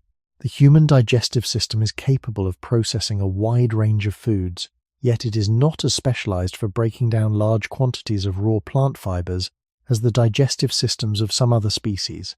At the same time, the human brain requires a steady supply of energy to sustain its complex activity. This combination has led many researchers to consider how changes in diet and food preparation might have influenced the energy balance within the human body. Cooking offers one possible explanation for how this balance could have developed. When heat alters the structure of food before it is eaten, some of the barriers that normally protect nutrients begin to weaken, plant cell walls soften, and proteins in animal tissues change shape under sustained warmth. These structural shifts can make nutrients more accessible during digestion, allowing the body to absorb energy with less effort than might be required for raw materials alone. In this sense, cooking moves part of the digestive process outside the body. The fire begins to perform some of the work that would otherwise occur inside the stomach and intestines. Over long periods of time, this shift could influence how energy is distributed within the body. If more energy becomes available from each meal, the body may have greater flexibility in how that energy is used. Some of it continues to support basic survival processes such as movement, repair, and temperature regulation. Another portion may contribute to the development and maintenance of the brain's demanding activity. The relationship between cooking and brain evolution remains a subject of scientific discussion, and researchers approach it with careful attention to the evidence available from biology, archaeology, and comparative anatomy.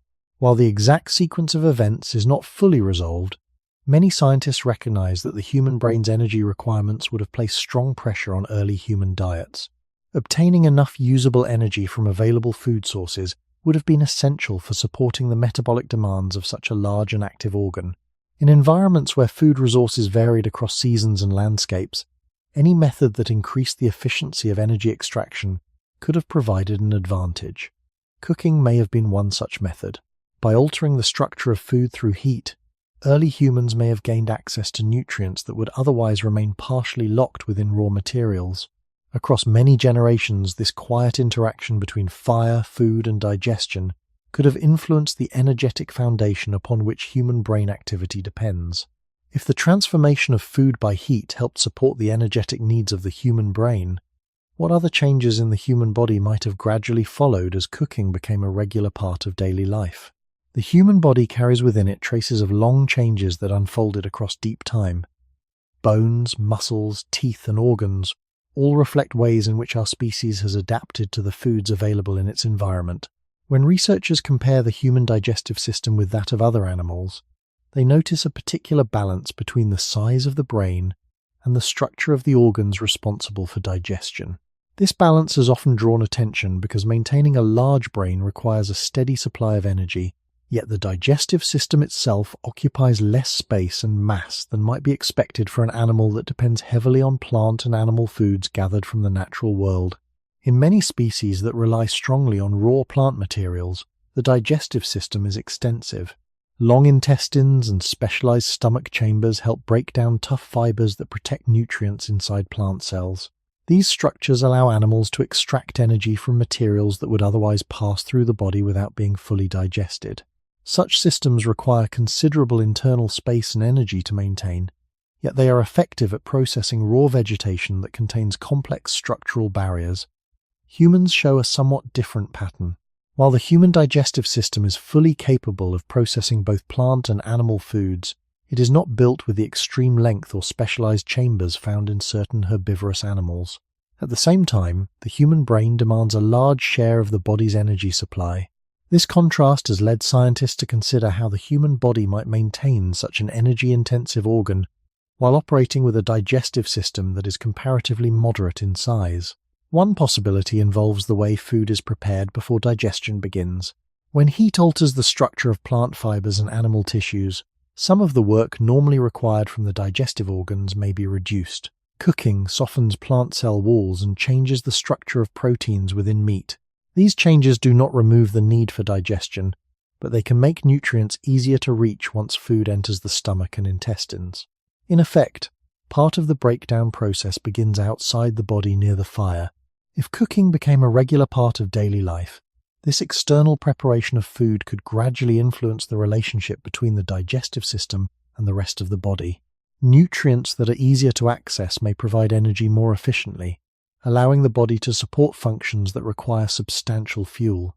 Among these functions, the activity of the brain stands out because of the constant energy it demands. Over long spans of evolutionary time, small differences in energy efficiency can influence which physical traits are maintained or reduced. A digestive system that does not need to process large quantities of extremely tough raw materials may not require the same structural complexity found in animals that rely entirely on raw vegetation. At the same time, energy made available through easier digestion could support organs that require continuous fuel. Researchers often approach these ideas with caution, recognizing that many factors influence how bodies evolve. Climate, available food sources, patterns of movement, and social behavior all interact across generations. Cooking alone does not explain every aspect of human anatomy, yet the possibility that fire and food preparation altered the energetic balance of the human body remains an important area of study. When heat begins to perform part of the work of digestion outside the body, the relationship between food and anatomy may gradually shift. The human body that exists today reflects many layers of such changes, each shaped by the environments and habits of the past. Among these influences, the quiet presence of fire may have played a role in shaping how energy flows from the landscape into the organs that define human life. If cooking helped change the balance between digestion and energy use within the human body, how might this shift have influenced other visible features of the human face and teeth that interact directly with food? The interaction between food and the human body can also be observed in the structures that first encounter a meal, the teeth and the shape of the face. Every bite of food begins its journey through these structures. Teeth tear, crush, and grind materials before swallowing begins. The muscles of the jaw guide these movements, and the bones of the face provide the framework that supports them. Across different species, these features often reflect the types of food regularly consumed. Animals that feed on tough plant fibers typically possess large molars with broad grinding surfaces. Their jaws are supported by strong muscles capable of producing the force required to break down resistant materials. In contrast, species that eat softer foods or foods that are already partially broken down may rely less on heavy chewing and more on other stages of digestion. When scientists compare the teeth and facial structure of modern humans with those of earlier human relatives and other primates, certain differences become noticeable. The human jaw is relatively smaller and less projecting than the jaws of many other primates. Human teeth, particularly the molars and canines, are also somewhat reduced in size compared with the larger teeth seen in species that rely heavily on raw and fibrous foods. These anatomical differences have encouraged researchers to consider how changes in diet and food preparation might have influenced the gradual reshaping of the human face over time.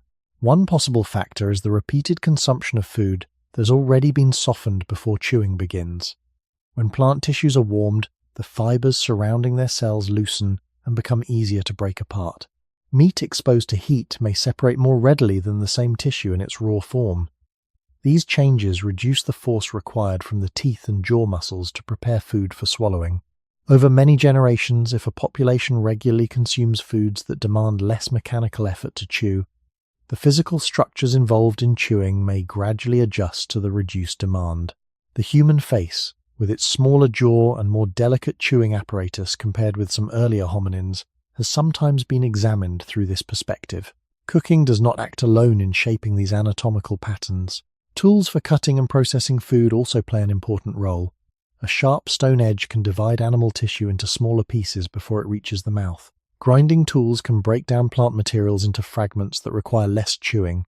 These technological practices work alongside cooking to change how food interacts with the teeth and jaw. Together, these changes may reduce the amount of force needed to process each bite. As with other aspects of human evolution, the transformation of facial structure occurred gradually across many generations. Fossil evidence shows variation among different hominin species, reflecting a complex history of dietary strategies and environmental conditions. Some species possessed larger teeth and stronger jaws adapted to heavy chewing. Others show trends towards smaller dental structures and more compact facial bones. Researchers continue to study these patterns carefully, comparing fossils, modern anatomy, and experimental studies of food processing. While the exact role of cooking within these changes remains an area of ongoing research, the broader connection between diet and anatomy is widely recognized. The foods a species regularly consumes influence the mechanical demands placed on its teeth and jaws. When heat begins to alter food before it reaches the mouth, the body's first stage of digestion may gradually experience less strain. Over long periods of time, these subtle shifts may contribute to the facial features that characterize modern humans. In this way, the quiet act of placing food near fire may have reached further into the body than the digestive system alone. It may have touched the bones and teeth that frame the human face. If cooking helped reduce the physical effort required to process food, how might this long relationship between fire and nourishment continue to shape the daily habits that still surround human meals today? Across much of human history, the preparation of food did not occur in kitchens separated from daily life. It took place in open spaces where fire burned directly on the ground. The hearth was not simply a tool for cooking, but a center of activity around which many parts of human life gathered. Within that space, the transformation of food through heat became intertwined with the rhythms of work, rest, and social interaction. When early humans carried gathered plants or hunted animals back to the fire, the act of preparing food unfolded slowly in the presence of others. The materials collected during the day were placed near the warmth of embers or above the flame. As heat altered their texture, the change could be seen and smelled by everyone nearby. This visibility meant that the preparation of food was rarely hidden or isolated. It happened in the same place where people repaired tools, spoke with one another, and watched the fire burn through the evening hours. In such an environment, cooking became part of a shared routine rather than a private task. The fire itself demanded attention. Branches had to be added to keep the flame alive, and embers needed to be managed so that heat remained steady without spreading beyond the hearth. These small acts of maintenance kept the group aware of the fire's presence. While tending the flame, people also remained aware of the food resting near it. The gradual softening of roots or the changing surface of meat provided visual signs that the meal was approaching readiness. This shared awareness could encourage cooperation within the group. One person might adjust the placement of food closer to the embers, while another added fuel to maintain the heat. Someone else might divide the prepared food into smaller portions once it was ready to eat. Through these repeated actions, cooking became linked to simple forms of coordination among individuals who depended on one another for survival. The hearth also created a predictable point within the landscape. While the day might involve movement across forests, plains, or riverbanks in search of food, the fire marked a place to which people could return. Knowing that warmth and a shared meal awaited at that location may have shaped how groups organized their activities. Individuals could travel outward during daylight hours with the expectation that they would gather again around the same source of heat as evening approached. The preparation of food at the hearth therefore connected the wider environment to a central place within the group's daily life. Plants and animals collected from distant areas were brought back and transformed by the fire. In this way, the hearth acted as a bridge between the landscape and the bodies that depended on its resources. Each meal represented a small movement of energy from the surrounding world into the shared space of the group. Over generations, these repeated gatherings around fire may have strengthened the role of cooking as a defining human habit. The transformation of food by heat did not occur in isolation from social life. It unfolded within the same environment where people rested, spoke, and cooperated. The warmth of the fire made the preparation of food visible and shared, allowing it to become a routine that belonged to the group rather than to a single individual. As this pattern continued through time, cooking gradually became embedded within the structure of human life. It was not only a way to alter food, but also a practice that connected people to one another within the circle of light and warmth provided by fire. If cooking became a shared activity that gathered people around a predictable place in the landscape, how might this habit have influenced the ways human groups organized their movements and cooperation across the environments where they lived? As the habit of preparing food near fire became more regular, it likely influenced how people coordinated their efforts within a group. In many animal species, the moment food appears is often followed by competition. Individuals may rush to consume as much as possible before others take it. The opportunity to eat is brief, and the act of feeding often occurs quickly and separately. Raw food demands immediate processing, and there is little reason to delay the act of eating once food has been secured. The presence of cooking introduces a different sequence of events. When food is placed near heat to soften or change in texture, a pause appears between the moment food is gathered and the moment it is eaten. This pause creates a shared period of waiting around the fire. The food rests near the warmth of embers while its structure gradually changes. During this time, the group remains nearby, observing the fire and the meal that is slowly becoming ready. This waiting may encourage a different form of cooperation. If food is brought back to a common hearth rather than eaten immediately where it is found, individuals must rely on one another to maintain the conditions that allow the meal to be prepared.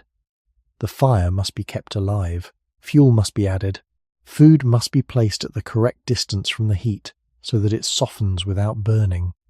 These tasks are small, but they require attention from those gathered around the flame.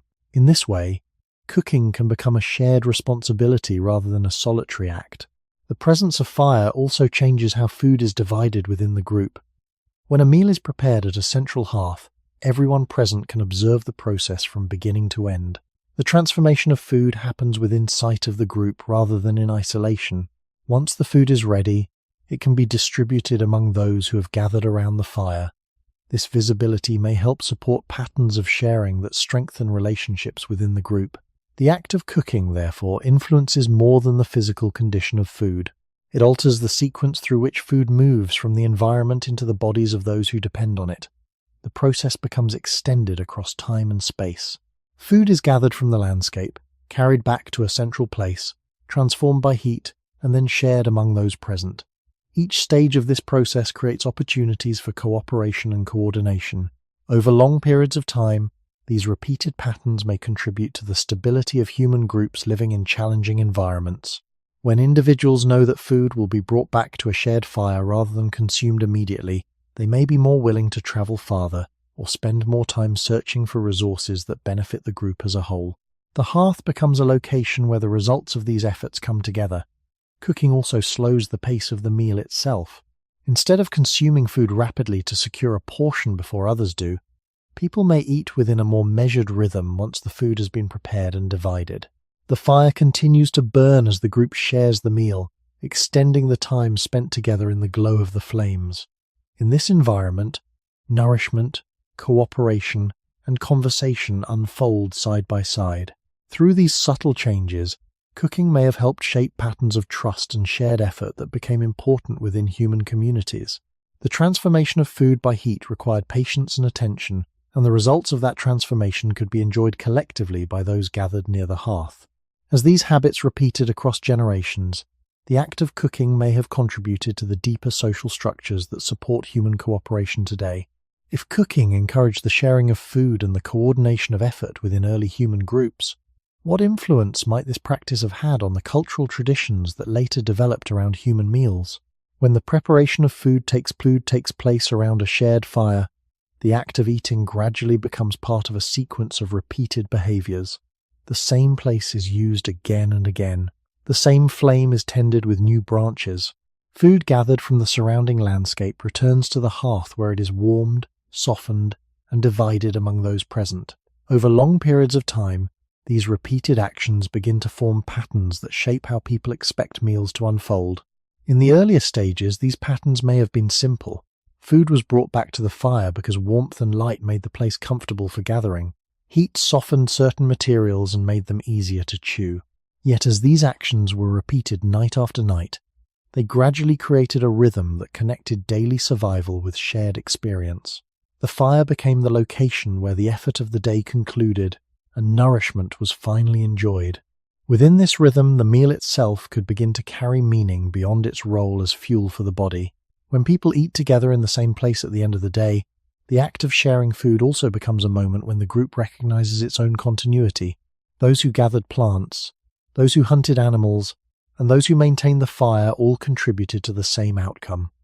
The prepared food resting near the embers represented the combined effort of many individuals. Eating together made that effort visible. This visibility may have strengthened the expectation that resources gathered by individuals would eventually return to the shared hearth. The landscape provided food, but the hearth transformed that food into a collective meal. Over time, this repeated return to a central fire could encourage habits of cooperation and mutual reliance. Individuals who depended on the group for protection and support would also participate in the shared process of preparing and distributing food.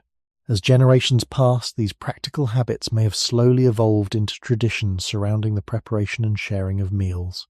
While early human groups did not leave written records of their customs, the repeated use of hearths in archaeological sites suggests that the gathering of people around fire remained a consistent part of human life. The meal prepared near the flame became one of the most predictable events within the daily cycle of activity. From this simple beginning, later human societies developed many different forms of food preparation and shared dining. Cooking techniques grew more complex as tools and containers allowed people to control heat in new ways. Yet the basic pattern remained recognizable. Food was gathered from the environment, transformed through heat, and shared within a social setting. The hearth of early human communities can be seen as one of the earliest spaces where this pattern appeared. Even in modern times, echoes of that ancient structure remain visible. Kitchens and dining areas often occupy central places within homes. Families or groups still gather to prepare meals together and to sit near one another while eating. The tools have changed, and the variety of foods has expanded, but the connection between cooking and social gathering continues to reflect habits that may reach back to those first shared fires.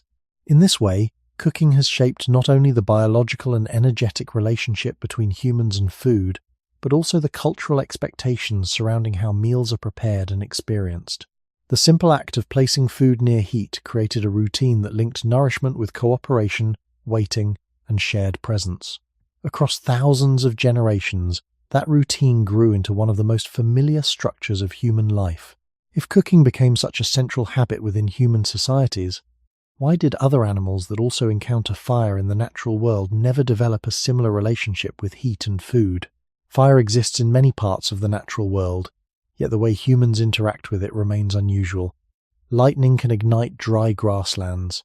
Volcanic activity can release intense heat from beneath the earth.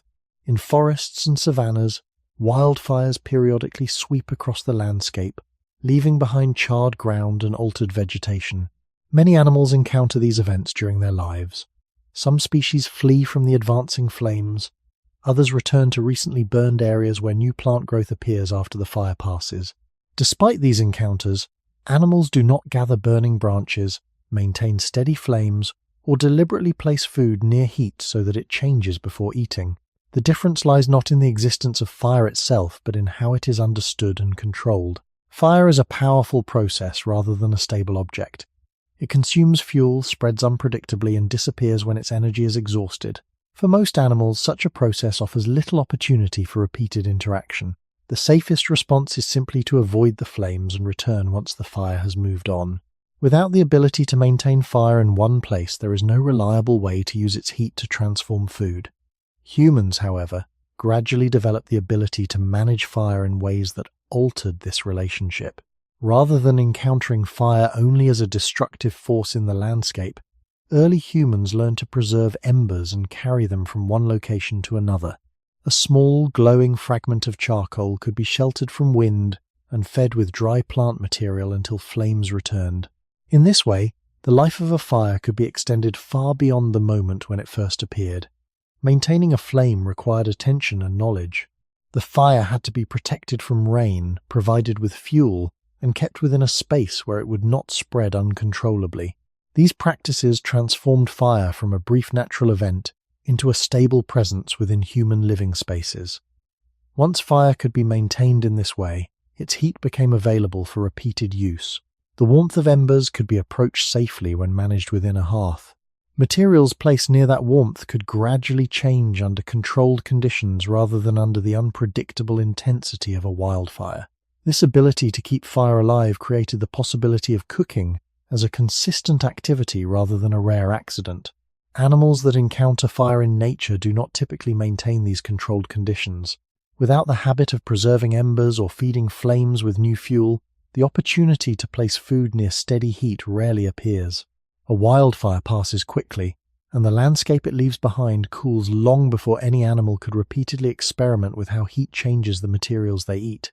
Humans, by contrast, created environments where fire remained present for long periods of time. The hearth served as a boundary that held flames within a manageable space.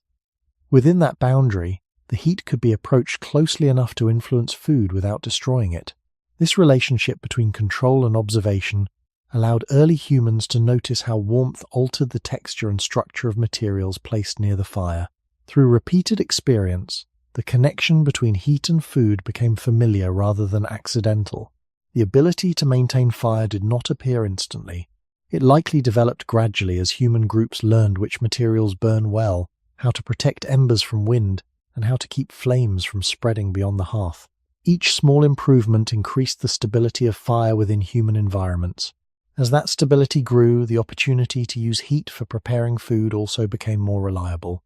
If the key difference between humans and other animals lies in the ability to maintain and control fire, what qualities of human behavior allowed our species to develop this unusual relationship with a force that most animals simply avoid?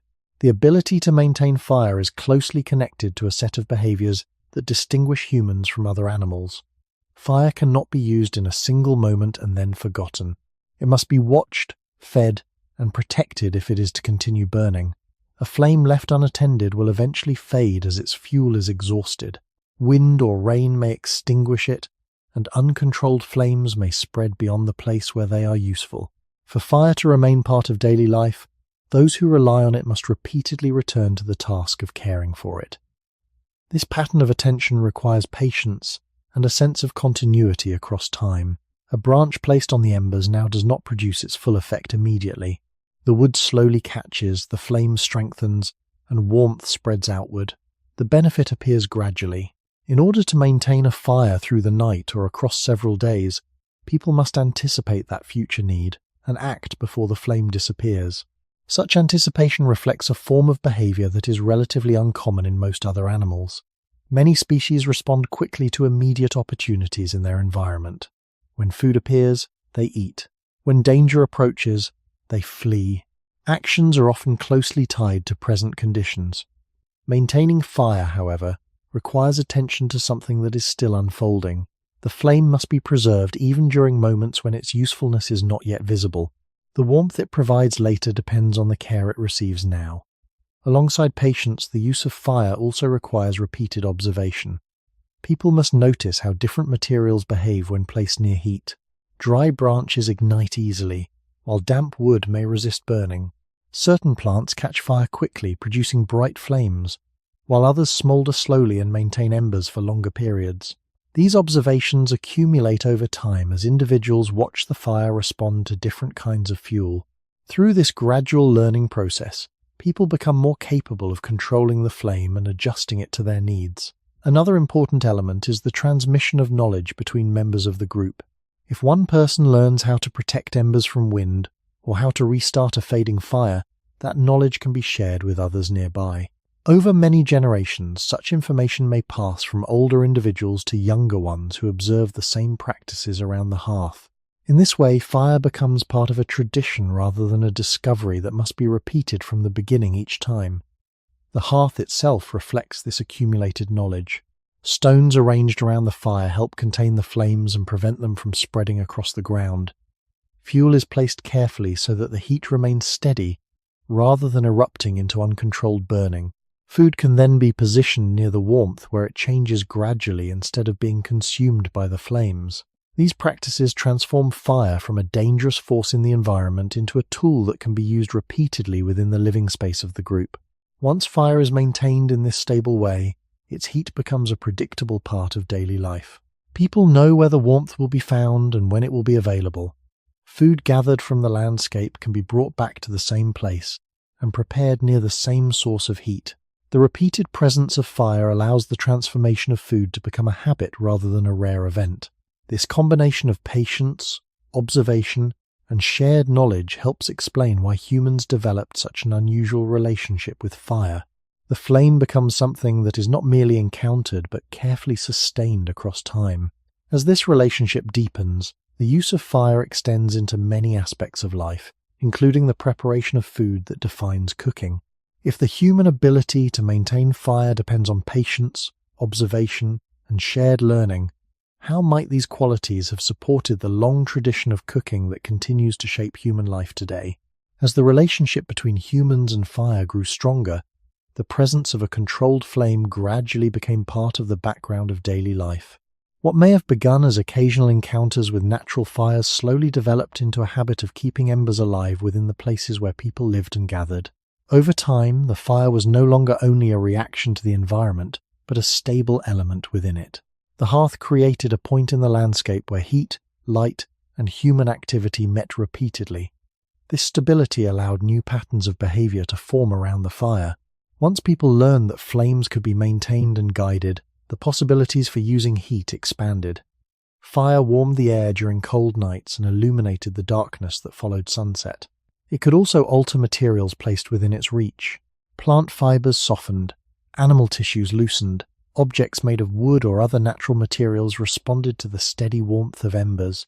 Each of these changes became part of the growing familiarity between humans and the flame they had learned to sustain.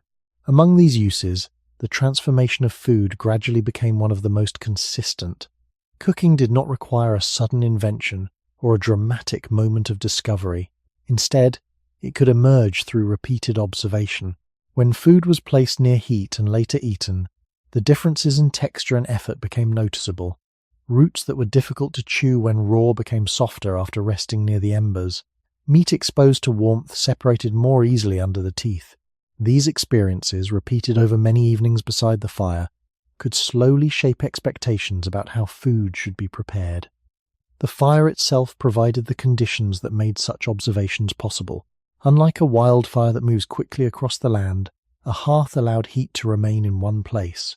People could adjust the distance between food and flame, learning through experience how warmth altered different materials. Some foods responded best to gentle heat near glowing embers, while others required stronger flames for shorter periods. These adjustments were likely learned gradually through practice rather than formal instruction. Over generations, this growing familiarity with fire and food may have deepened the habit of cooking until it became an ordinary part of human life. Children who grew up near the hearth would observe the same actions performed by older members of the group. They would see food carried back to the fire, placed near the warmth, and later shared among those gathered nearby. Through observation and participation, the knowledge of cooking would pass quietly from one generation to the next. In this way, cooking became more than a practical technique. It became a tradition rooted in the relationship between people, fire, and the materials they gathered from the environment. The transformation of food through heat was no longer an accidental outcome, but a familiar step within the daily cycle of human activity. The fire burned, food rested near its warmth, and the group gathered within the circle of light that the flames created.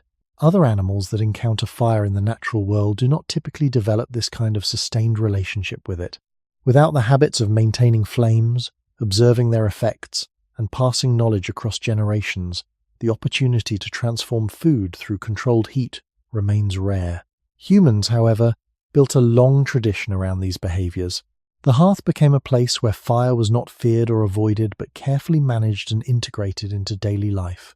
Through this relationship, cooking gradually became one of the most distinctive practices associated with being human. If the long tradition of cooking grew from the careful maintenance of fire and the sharing of knowledge across generations, how might this ancient practice continue to shape the ways humans relate to food, culture, and one another today? Across the long span of human history, the act of cooking gradually spread into nearly every environment where people lived. From forests and grasslands to coastal regions and mountain valleys, the hearth traveled with human groups as they moved through the landscape. Wherever people settled, even temporarily, traces of fire often appeared nearby. Charred wood, layers of ash, and stones darkened by repeated heating reveal that the controlled flame remained a constant companion during these journeys across the earth. This spread of cooking reflects the adaptability of human communities. The foods available in one region might differ greatly from those found in another. Plants that grow in cold climates may not resemble those that thrive in warmer regions. Animals hunted in open plains differ from those living within forests or along rivers. Yet the presence of fire allowed people to prepare a wide range of materials in ways that made them easier to consume. Heat softened plant tissues that might otherwise resist chewing. Animal meat exposed to warmth could separate more easily from bone. Through these transformations, cooking helped expand the variety of foods that human groups could incorporate into their diets. In this way, the hearth became a flexible tool that connected human bodies to many different ecosystems. Food gathered from unfamiliar landscapes could still be brought back to the fire and prepared in familiar ways. The warmth of embers and the steady glow of flame provided a consistent method for altering the texture of plants and animals collected from the surrounding environment. Even as the specific ingredients changed from one region to another, the process of cooking remained recognizable. This continuity may have helped human groups adapt to new environments during long migrations. When people entered unfamiliar territories, they encountered plants and animals they had never seen before. Some of these materials might have been difficult to chew or digest in their raw form. The presence of fire offered a way to experiment with these new resources. By placing them near heat, early humans could observe how their texture changed and whether they became easier to consume. Over time, such experimentation may have expanded the range of foods that supported human survival in diverse landscapes. The hearth therefore acted as more than a source of warmth or a place for gathering. It became a point of transformation where materials from the surrounding environment were gradually integrated into human life. Plants that once resisted chewing might soften under heat. Animal tissues might change in ways that made them easier to divide and share. Through these processes, the fire helped bridge the gap between unfamiliar ecosystems and the nutritional needs of the human body. Archaeological sites across different continents reveal similar patterns.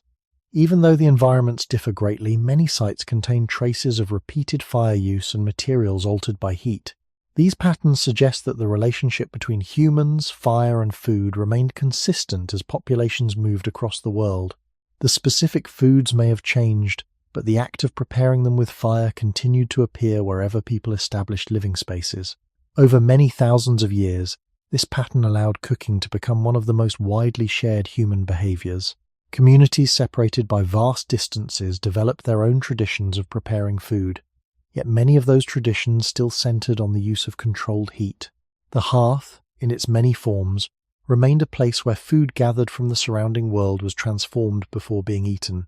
If cooking helped human groups adapt to new environments by making a wider range of foods accessible, what might this suggest about the role of cooking in supporting the global spread of our species across the Earth? As human groups gradually moved across different regions of the Earth, the landscapes they encountered often presented unfamiliar challenges. Climate, vegetation, and animal life varied widely from one place to another.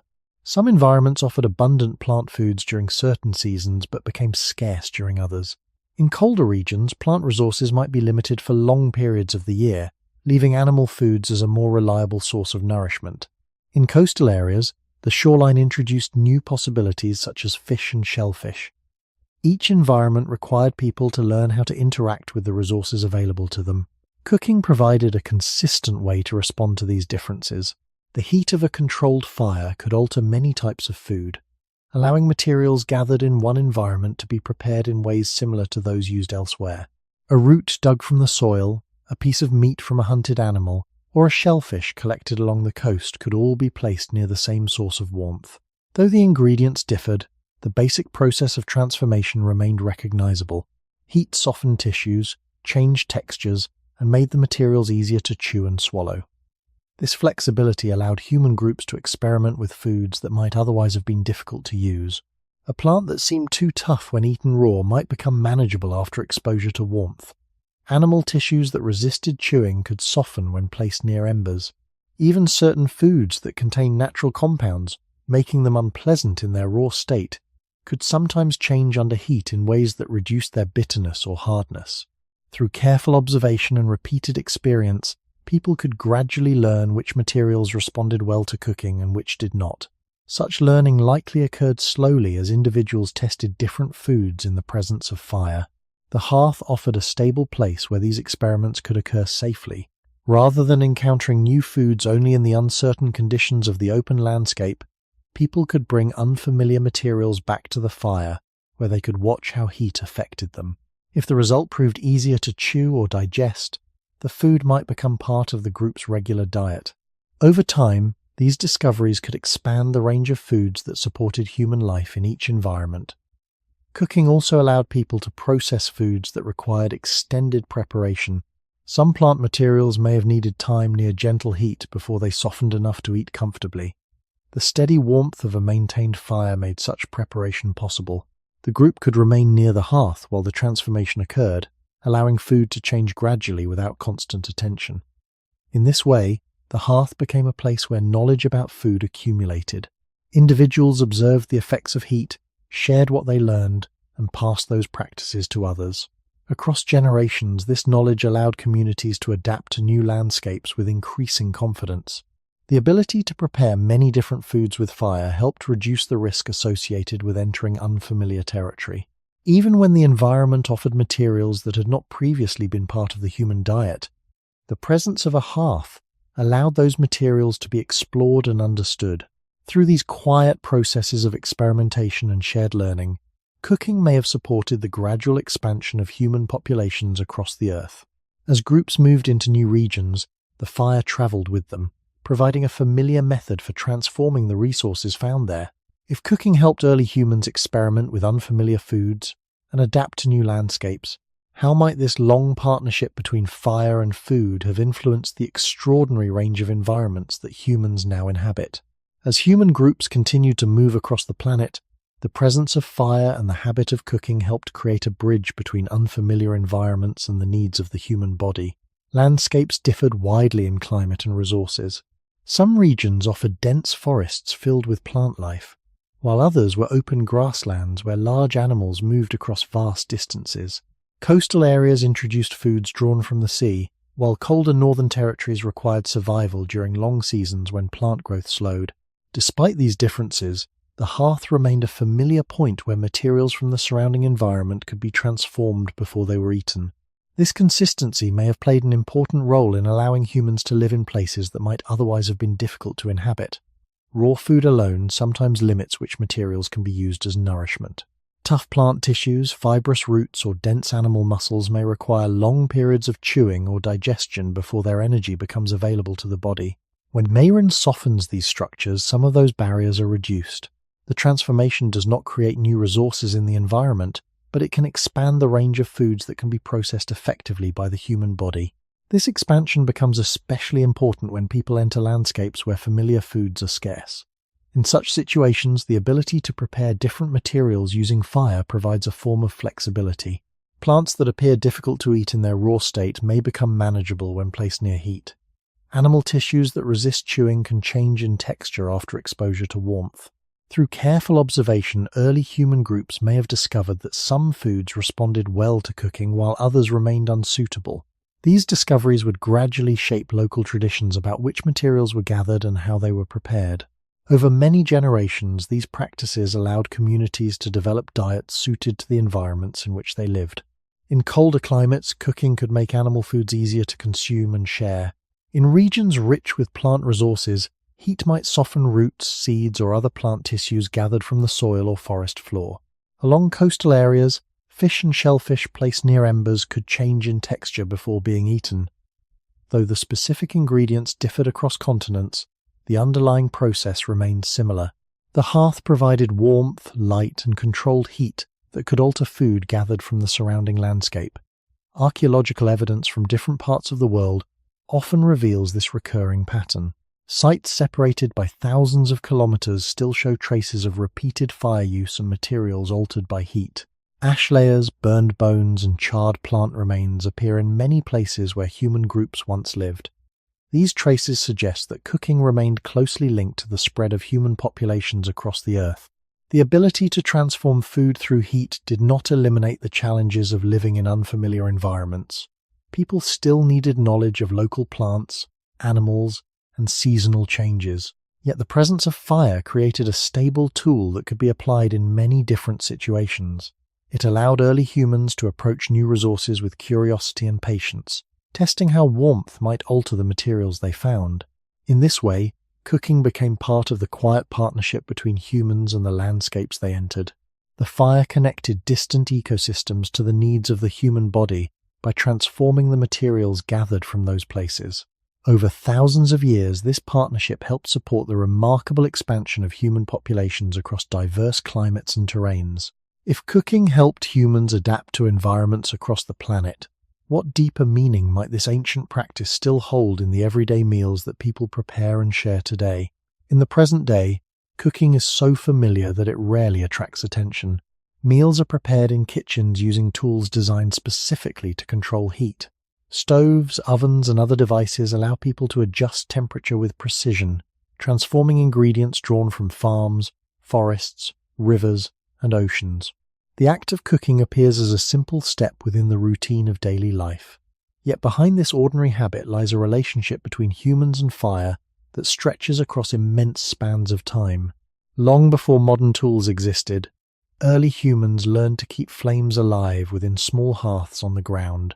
These fires provided warmth, light, and a steady source of heat that could alter the materials people gathered from their surroundings. Over countless evenings beside those ancient flames, the transformation of food became a familiar part of human life. Cooking did not remain confined to one place or culture. As human groups moved across the earth, they carried the knowledge of fire with them. The hearth appeared in forests, along rivers, within open grasslands, and near coastlines where waves met the shore. Each environment offered different plants and animals, yet the act of placing food near controlled heat remained a recognizable practice. In this way, cooking became one of the most widely shared habits of the human species. Over generations, the practice of cooking gradually intertwined with many aspects of human life. It influenced the way food was gathered, how groups organized their daily activities, and how people gathered together at the end of the day. The hearth became a place where warmth and nourishment met within the same circle of light. Around it, individuals spoke, shared food, and passed knowledge from one generation to the next. These repeated gatherings helped transform cooking from a practical technique into a cultural tradition. Even today, traces of that ancient structure remain visible. People still gather in kitchens and dining areas to prepare and share meals. Families and communities come together around food that has been transformed through heat. Though the flames are now contained within modern appliances, the basic relationship remains similar to the one that existed around the earliest hearths. Food from the surrounding world is brought into a shared space. Altered by warmth, and then distributed among those present. This continuity suggests that cooking is not merely a method of preparing food. It is also part of a deeper pattern in human life. The act of transforming raw materials into nourishment through heat connects the environment to the body and connects individuals to one another. Each meal represents a small moment within that long chain of relationships. The plants and animals of the landscape provide the materials. Fire alters their structure. Human bodies absorb the energy released through digestion, and the people gathered around the meal share the experience together. When viewed across the immense span of human history, cooking can be understood as one of the quiet practices that help shape the human story. It altered how food interacted with the body, how groups gathered around a common place, and how people adapted to new environments as they moved across the earth. The simple act of placing food near heat gradually became a defining feature of human life. If this ancient habit has accompanied humans from the earliest hearths to the modern kitchen, what might it reveal about the unique way our species continues to transform the world around it in order to survive? When a person prepares a meal today, the process often appears simple and routine. Ingredients are gathered, heat is applied, and the food gradually changes until it is ready to eat. The transformation may occur within a few minutes on a stove or over a longer time inside an oven.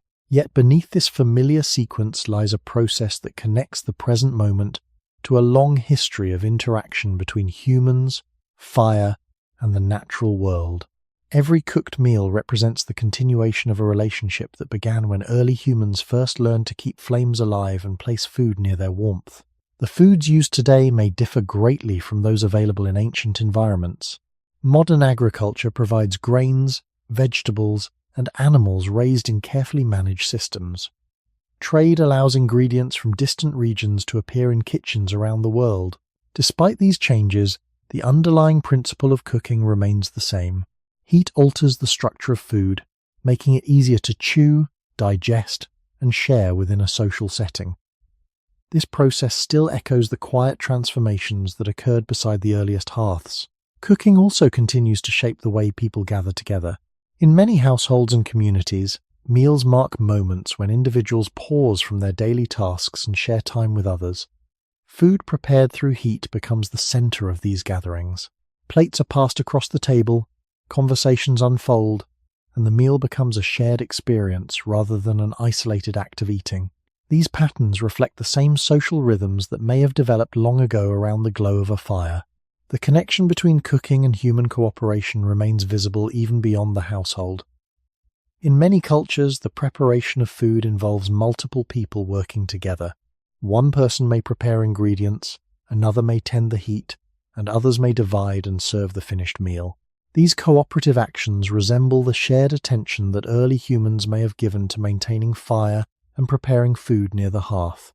Though the tools have changed, the pattern of shared responsibility continues. Cooking also reminds people of their connection to the environments that provide the materials for each meal. Plants draw energy from sunlight as they grow. Animals feed on plants or other animals within the same ecosystems. When humans gather these resources and apply heat to transform them, the energy stored in those materials becomes accessible to the body. Each meal therefore represents a link between the landscape and the biological processes that sustain human life.